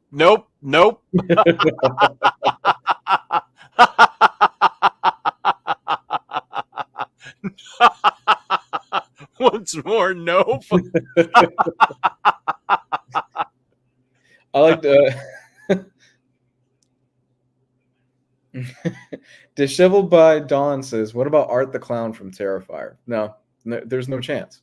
I haven't seen it. What does he do? Art the Clown. I'm already scared of clowns, so so those movies aren't for me. Admittedly, I don't see the appeal in them.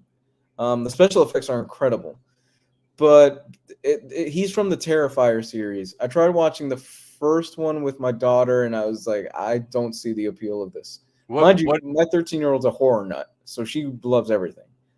And she understands, and I shut it off about halfway through. So the whole premise of Art the Clown is that he's basically this demon that he can torture you as much as you want, and he keeps you alive no matter how much damage is done to you. Ugh.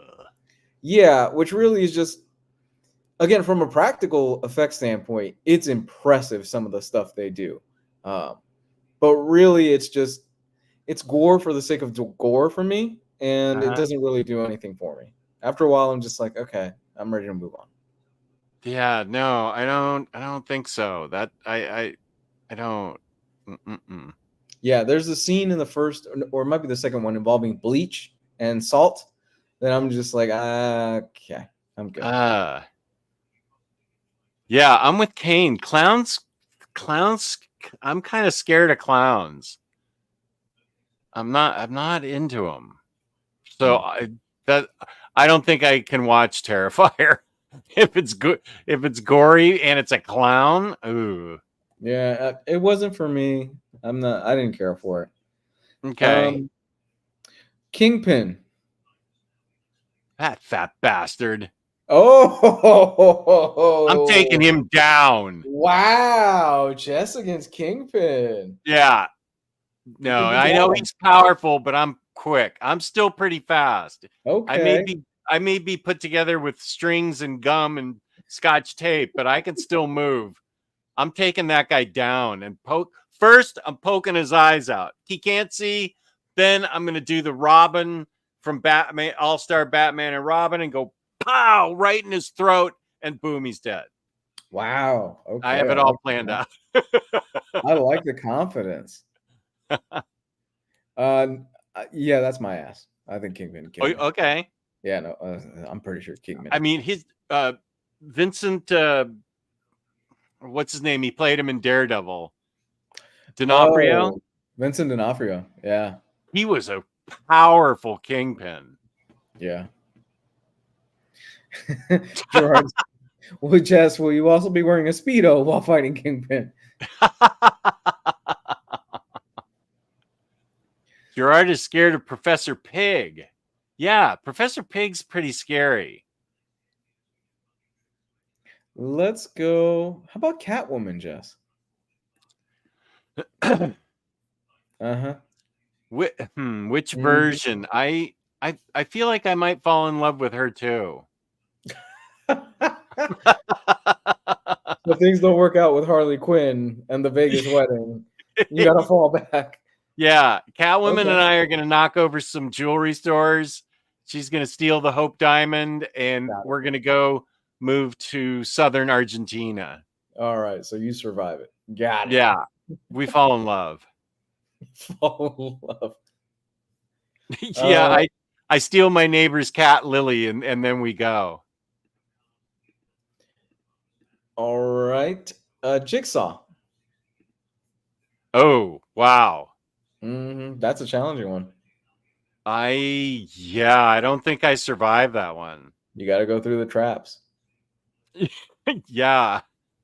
And I'm not the Punisher. I'm not as tough as the Punisher. I think Jigsaw kills me within about 10 seconds.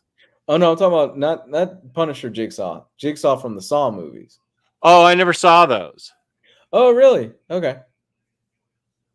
Okay. I understand the concept though, but I don't know well enough. I'm sure I'd die. You think you die? Oh. We'll do a handful more and then we'll call it. Sawing your foot off, Jigsaw. Yeah, okay. Yeah, no, those movies are not for me. Reagan from The Exorcist. I thought you were going to say Reagan from 1980. Oh, Ronald Reagan? President Reagan. We barely survived that. So we all almost died. Reagan from The Exorcist. Wow. The thing is, I could take her, but what happens to the demon that's inside her? I mean, does it matter? Sorry? Does it matter? As long as you make it through it. Well, I feel like, but it went into, wasn't it Father Merrick that it went into, and then he killed himself? Yes. Sorry, spoiler for 1975 movie. Yes, he did, and he shows back up in The Exorcist 3. Oh, he does? Oh, you've never seen Exorcist 3? No, I don't think I have. Who's in that one? Oh, dude, you owe it to yourself to watch. So, Exorcist 2 is horrible. Yeah. Nobody should ever watch Exorcist 2. I saw it in the movie theater with my girlfriend at the time. It came out in high school. It was awful. I'm so sorry. There's Richard Burton in it. Exorcist 2 is terrible. Exorcist 3 is a really great, solid horror film. It's not as good as the first Exorcist, because the first Exorcist is one of the greatest horror films of all time. Yeah. But Exorcist 3 is actually really good, Jess. Okay. Well, before I see that, your main recommendation of The Changeling, I want to see first. Yes. Changeling is fantastic. Yeah, that's definitely tops on my list.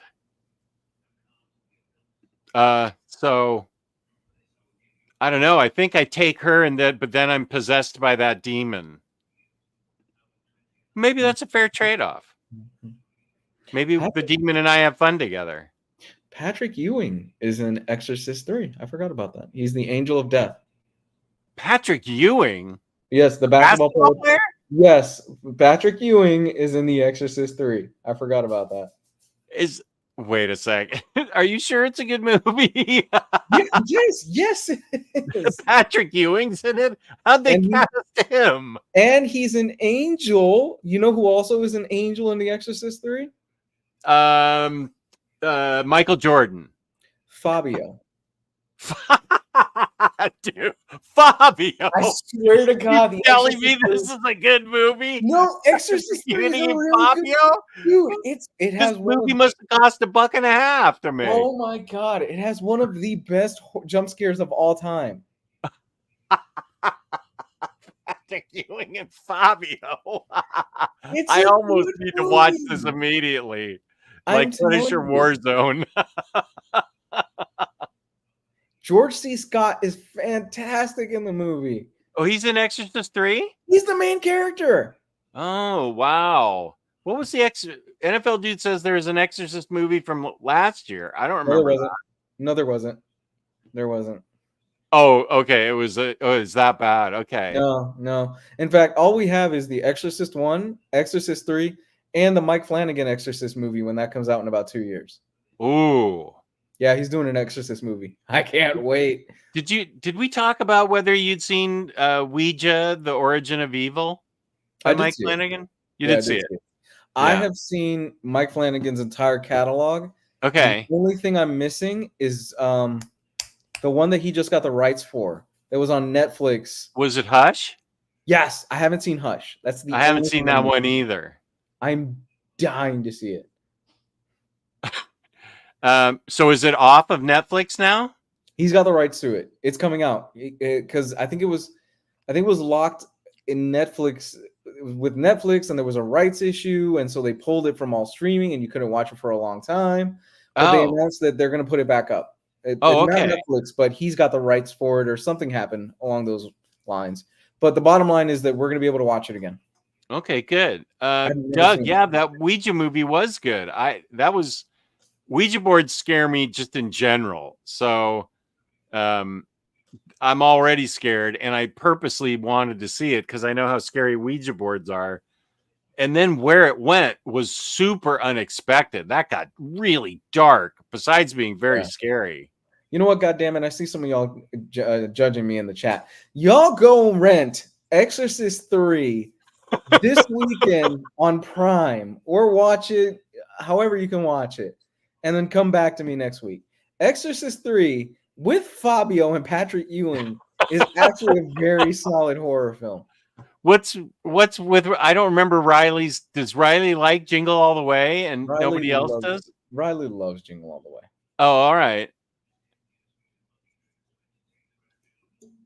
Up, Kane's noping out again on on Ouija.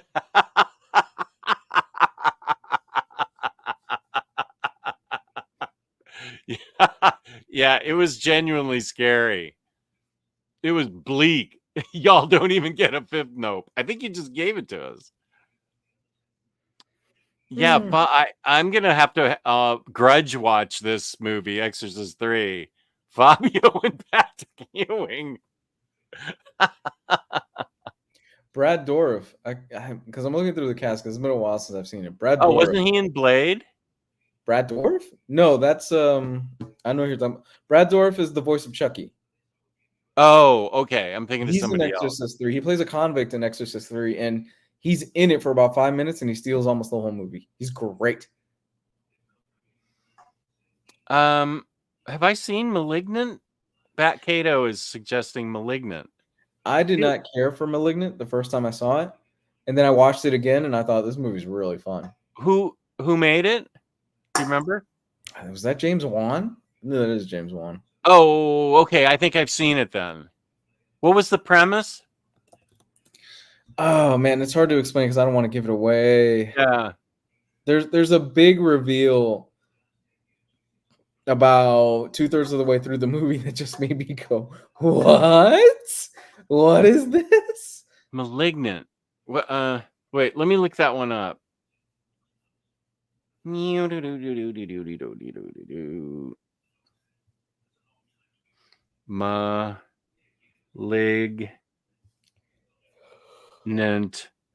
No, not Malignant, the movie.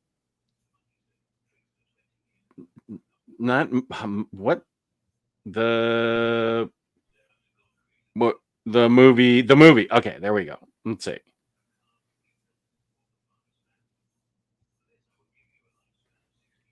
Based on a story, James Wan. Okay, wait. NFL dude, I'm dying to see Long Legs. I can't wait to see it. Oh yeah, somebody just. Oh, Jessica Ashcraft. She just told me she saw it. She turns out to be a big horror fan too. I am dying to see Long Legs. I with the kid and everything, I just haven't had time. Yeah, it is James Wan. I don't know. On my list. Long Legs is on my list. I'm dying to see Alien Romulus. I probably won't get to see that till next week though. Oh yeah, True Graphic was asking about Alien Romulus. Yeah, I'm definitely catching that one in theaters because I really love the Alien franchise. I don't think I've seen this one. The demonic. Oh no, The Conjuring. Insidious. I saw The Conjuring. Yeah, Malignant is a one-off, but it's really fun. It's not something you would expect, and there's a huge reveal about 2/3 of the way through that made me just go, if you're not in for the ride for the rest of this, you're just not in for the ride. But man, it's a fun movie. Sinister. That was a very scary film. I thought. Love Sinister. I might watch Sinister again tonight. I absolutely love that film. Yeah, that's a genuinely creepy film. Yeah, I loved it. That lawnmower scene will always be burned into the back of my head. Oh, yeah. Oh, yeah. I know. People always tell me about Dale and Tucker versus Evil. I need to watch that. Fun fact: I actually have a signed copy from one of the writers from Sinister. The writer from Sinister, C. Robert Cargill. I have a signed copy of his book that he signed it to me. Where did you get that? I followed him on Facebook. This was years ago, before he went on and did Doctor Strange and like a whole bunch of other stuff for Hollywood. And he had a contest, and I entered and I won. And I got a signed copy of his book. It's at my parents' house. Wow, that's awesome. Yeah, Dreams and Shadows, really good read. I need to. I wish Chad Omnidog's wife and I were still doing the horror movie show. That ended about during the pandemic. You guys should do it again, man. It's fun.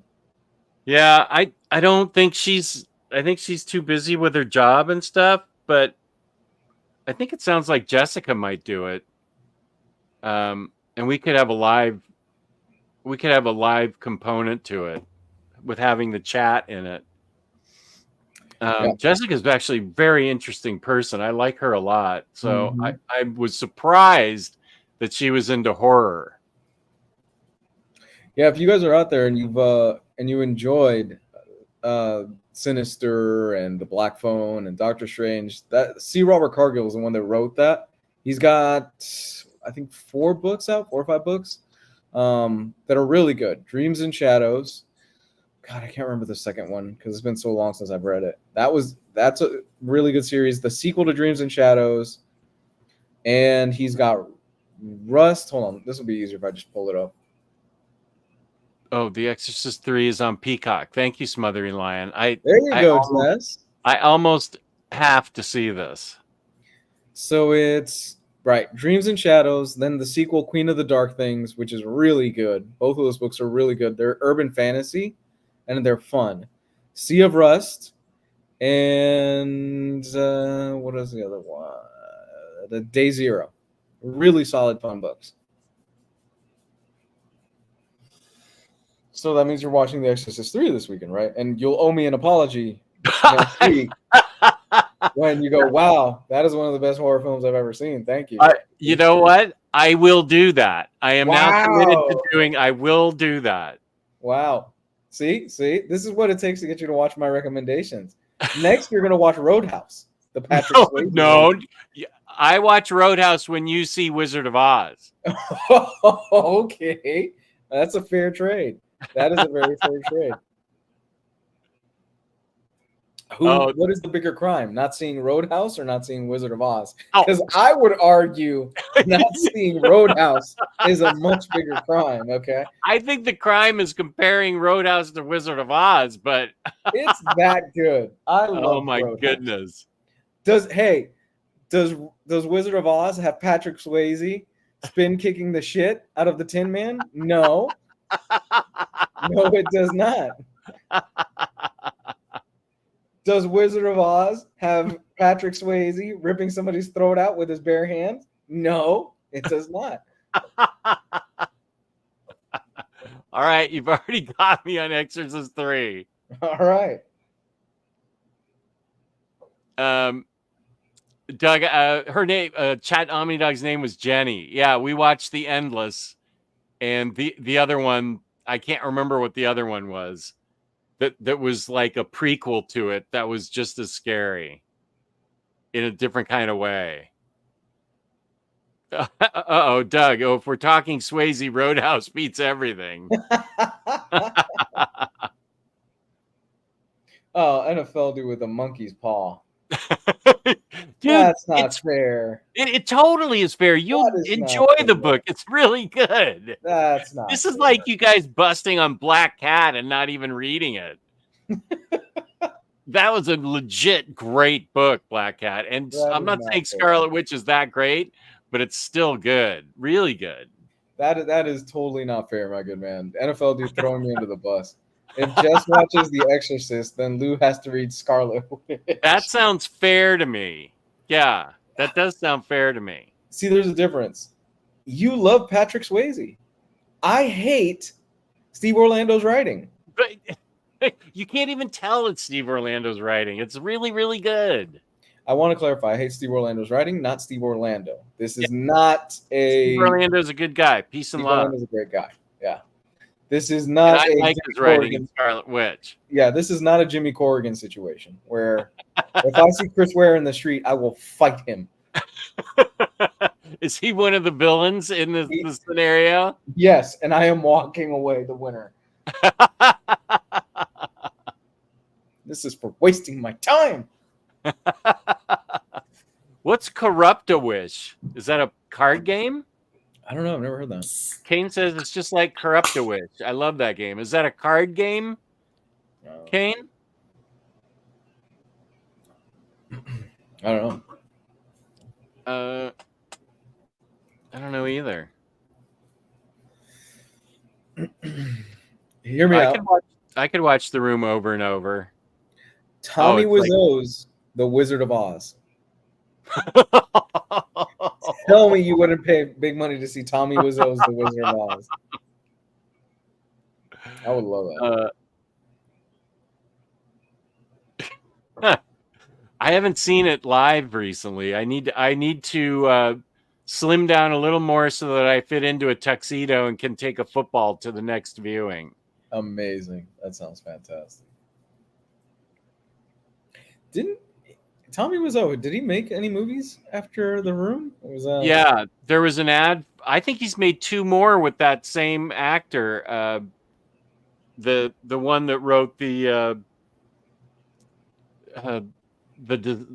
Beautiful Disaster, or whatever that movie was called. That was such a good movie. Disaster Artist. He did one last year. It's called Big Shark. Oh, okay. Yeah. He directed and produced this. Okay. Yeah, my movie buddy and I think this was pre-COVID, went to see The Room, and there was an ad for his latest movie. Kane says Corrupt-A-Wish is like, I wish for $1 million. Granted, but it's monopoly money. Okay, so there's Leprechaun rules. Yeah, Leprechaun, that's his whole gimmick. You wish for something, but it usually ends up turning it around on you. I haven't seen those movies. I've never seen any Leprechaun movies. No. Wait, isn't one of those supposed to... Oh, I'm thinking of Troll 2. Yeah, you're thinking, Troll 2. Leprechaun movies, terrible. Absolutely terrible. But they're fun for what they are. They're garbage, but they're fun. Could you kick the crap out of the Leprechaun, or is he he got too much magic? Oh, I'm punting the fuck out of that little guy. Yeah, I'm kicking the shit out of him.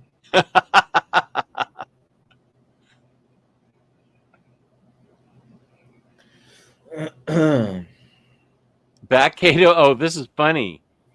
I have an autographed copy of The Room, and Tommy did not even write, "Oh, hi, Mark," my name. He even had a really bad clothing line.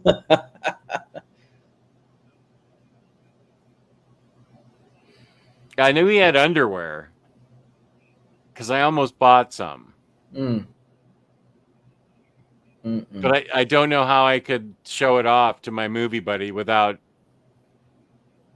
a really unfortunate misunderstanding happening and nobody talks to each other for the rest of forever if I show her my Tommy Wiseau underwear. Hannibal Lecter. Do you think? Dead. Oh, dead. Really? Against Hannibal Lecter? You don't think you could take him? Oh, I do. Anthony Hopkins? Dude, he's like, no. I'm dead. I'm not Some even old guy. Huh? Some old guy. Yeah, but he's the Hannibal Lecter. Okay. I don't I don't see. I mean, obviously he's out of prison and sitting in a cafe waiting to have your liver with a fava beans or something. In a Chianti. Yeah, I don't know. I have a bad feeling about that one. I would not. No. No, If I was the warden in that place, I would treat him much better. probably too crazy. How would I taste? I don't know. Yeah. What about you with Hannibal Lecter? He'd fuck me up. Yeah. He'd fuck me up, but I He has think I to could eat. walk away. They keep him in like he has to eat in a special place, Yeah. glass enclosed, and he's only Well- allowed to use his hands or something. The guy can make a weapon out of anything. Okay, so we've had 3 versions of Hannibal Lecter. We've had from Mindhunter, from Manhunter. Mindhunter. I love that Manhunter. Manhunter, Michael Mann's Manhunter, which nobody remembers. I do. I remember loving it. That came out in the mid '80s, right? That's a badass movie. It is great. That's a great one. Yeah. I really I need to see that again. That was really, really good. That was with like Buffalo Bill, right? Or is Buffalo Bill Hannibal Lecter? I mean, Silence of the Lambs. Brian Cox is Hannibal Lecter in that film. Buffalo Bill is Silence of the Lambs. Okay. Nobody remembers Manhunter, but Manhunter's technically the first. It is not technically. It is the first Hannibal movie because Brian Cox plays Hannibal Lecter in that movie. Yeah. I need to see that again. That was a really good movie. It's a much different vibe than Silence of the Lambs. If it's Brian Cox, I think I can take Brian Cox. Anthony Hopkins, I'm getting messed up. Mads Mikkelsen, the new Hannibal Lecter, that motherfucker's taking me out. Yeah. I Mads Mikkelsen and James in the Casino Royale is taking me out. I mean, he almost took out James Bond. Have you ever seen? Did you ever watch Hannibal, the TV show? No. That iteration. I thought you meant. Yes. Yeah. I know. I never saw it. I think you should. It's really great. Okay. I love that. I heard lots of good things about it. Oh, it's fantastic. No, it's great. It's such a great show. But wait, there was a third one where the FBI agent ends up marrying Hannibal Lecter. I thought that was the third book, and I think they turned it into a movie. It was they end up getting together at the end of it, and I thought that's just outrageous. How ridiculously outrageous. That's crazier than Harley Quinn and Joker. Well, Hannibal Lecter in the first book, which is Red Dragon. Red Dragon. Yeah, he's only in it for a little bit. He's not even the central focus of that book. It's the Tooth Fairy, the Tooth Fairy Killer, or however. He goes. Yeah. Okay, that he's sounds the central focus in that book. Yeah.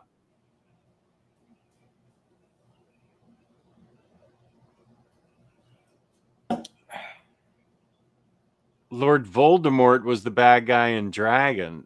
Red Dragon? What are we talking about? I never saw Red Dragon. That was that the remake of Manhunter?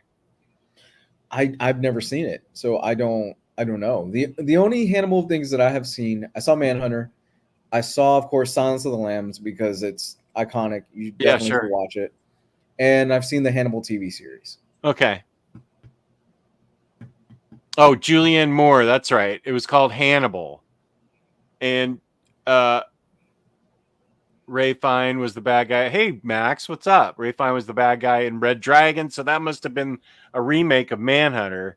Mm-hmm. And then Julianne Moore replaced Ed Norton was the FBI agent in Red Dragon. Okay. Now there was a TV show, I just remember this, called Clarice, and it ran for 2 seasons on Fox, I think it was. And that was apparently very good. The issue was, and I could be wrong on this because it's been a while, I think it was they didn't have the rights to have Hannibal Lecter in that TV series, but it focused on Clarice. and I heard it was great.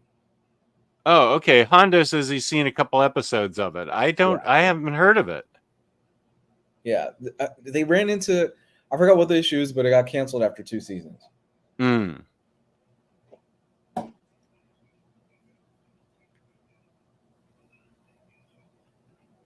It was 2001, 2021, excuse me. Oh, Clarice, huh? It was only 1 season? Was it only 1 season? I think it was only 1 season. I heard it wasn't bad. Okay. But if you're looking for something fun, there was a few years. Well, we're just going off on horror stuff right now. It's okay. Bates Motel is actually a pretty good show. Oh, okay. It's the pretty TV good. show. I remember hearing about that. Yeah, it's pretty good. It's worth a watch. Mother. Yeah, this show is educational, Doug. Glad to help, man. But I'm walking away fucked up. But I think I could take Anthony Hopkins. I think I'm dead. Oh gosh, I know. I need to see What We Do in Shadows. You do. That's what I should focus on next. All right, we'll do 2 more and we'll call it. 1 horror, Okay. 1 comic. I got to go with Michael Myers. Okay, he's from Haddonfield. Halloween. Well, these guys are unkillable, right? They keep coming back. Well, it depends on what iteration you get from Michael Myers. I'm not going to even get into the different timelines because, no, we're just not doing that tonight. Let's go with the human Michael Myers, like he originally was supposed to be. Can be killed Michael Myers. Okay. I think I'm putting up a good fight. I think I get horribly mangled but live. Okay. All right. I'm with you on that. I think I could take Michael Myers. And the last one, let's go with... Oh, shoot. My list. Hold on.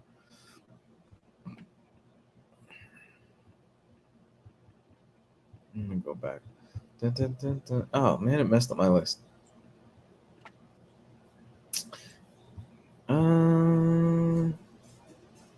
Looking for a good villain. Hold on. Stall, Jess. InStockTrades.com are fabulous sponsors where you can get your collected editions from 30% up to sometimes maybe 60% off.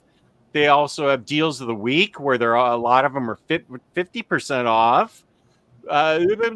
We just gave away a $50 gift card to Neil on Monday worth $50 of credit at InStockTrades.com. Don't forget your loyalty 2% discount that is added to it. $50 or more and an order gets you free shipping in the United States. Woo! Fabulous packaging, fabulous customer service. InStockTrades.com. Thank you. They do have good service because I messed up a couple orders and I wrote in immediately and they took care of it right away. It wasn't even Emily, it was some other guy they had. So they trained him well. All right, I got you, Jess. What about Asbestos Lady? Who the hell's that? You've never heard of Asbestos Lady? I'm sorry, I have not. Oh my God, Jess. You clearly don't know your classic shitty villains. Asbestos Lady, is this a Marvel one? If you've owned a television in the past, yeah, okay. At the time she appeared in the comics, asbestos had a much better reputation as a flame retardant and was often used for insulation. Okay. I'm not saying, it doesn't say where she's from. I just pulled up this pathetic villains and Asbestos Lady came up. You Googled pathetic villains? And yes. she came up. She was one of the first ones that came up. I think I could take her, but then I die from black lung disease or something. She plays the long game, and how she takes you out. Yeah, I take her down, but I've got infected asbestos lungs. Asbestos Lady. I have to know where she's from. All right, let's seriously. Toy Man.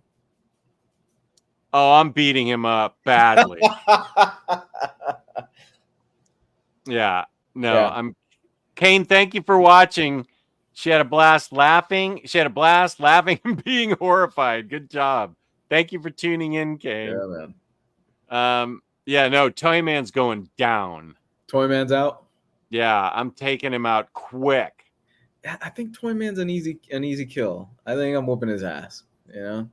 Yeah, I feel confident in that one. Unless he hits you with one of those rare marble figures, then you'll get distracted. He puts out a bunch of toys and gets me hypnotized with how cool the toys are. No, I think he does one of those classic cartoon bits where it's a giant box and a stick, and he just leaves like a trail of toys, and you just go, ooh, a toy. And he gets you in the box. Or I die because I love getting hit with custard pies in the face, and I just start licking the custard off, and he kills me. There you go. Hey, man, the classics never go out of style. Okay, the Three Stooges ran that gag into the ground for years, and it was my favorite thing in the world. Yeah, I love pie fights. Oh my gosh, it's my favorite thing. Yeah, and hey, we only acknowledge the original Three Stooges in this house. Okay. Oh, yeah. We don't play that shit where they bring in, who was it after Curly Joe left? Curly Joe was the last one. I think Shemp and then Curly Joe. Who was it? So it was Curly, Shemp, right? Yeah, and then it just wasn't the same. And then I think it was Curly Joe. Yeah, well, it's Curly, and we don't acknowledge the other two. We don't do the Shemp. We don't do the Curly Joe in this house. No, we just don't. No, it's regrettable. Yeah, those are regrettable. The Three Stooges are still great. I still love them. Yeah. Three Stooges. Joe Besser. That's okay. Yeah. Not good. No. All right, guys. This was fun. We had some laughs. We learned some things. We scared Kane out of the chat. Yeah. Shemp was first? Was he? I think he was actually yeah, I think he might have been. Curly was but then there were two after. I feel, wasn't there? Yeah, I think Shemp was first, but then I feel like there were two replacements for Curly after that. Curly Joe was one. That was like the family friendly version. AS who came after, there was like Curly, somebody, and then I think Curly Joe. So I'm missing who was right after Curly. I don't know. I always thought Curly was the first one. Yeah, I thought that too. Yeah, Shemp was Moe's real brother. Yeah. Yeah, he should. Sometimes you need family out of there. Right. So we can end on that note. Good night, everybody. Peace and love. Peace and love. You can find me on OmniDogs Vault, on Instagram, OmniDogs. I'm sorry, YouTube, for Instagram, OmniDogs_Vault. And then my Discord, which is fun. I hope I didn't scare Kane out of there, out of my Discord. That's right. So please go to instocktrades.com. Peace and love. Peace and love. We appreciate all of you for watching. Thank you so much. Thank you, James, for posting my Discord. Thank you so much. We'll see you tomorrow. Is manga night on Thursday night, so be sure and tune into that. And watch Exorcist 3. I'm going to do that this weekend. I'm writing it down. I win. I win one. Yeah, after you read Scarlet Witch by Joe Orlando. That's I lose 3. This thing better be great. It's really good. I didn't say it was, Watchmen, but it's really good. Good night, everyone. Good night.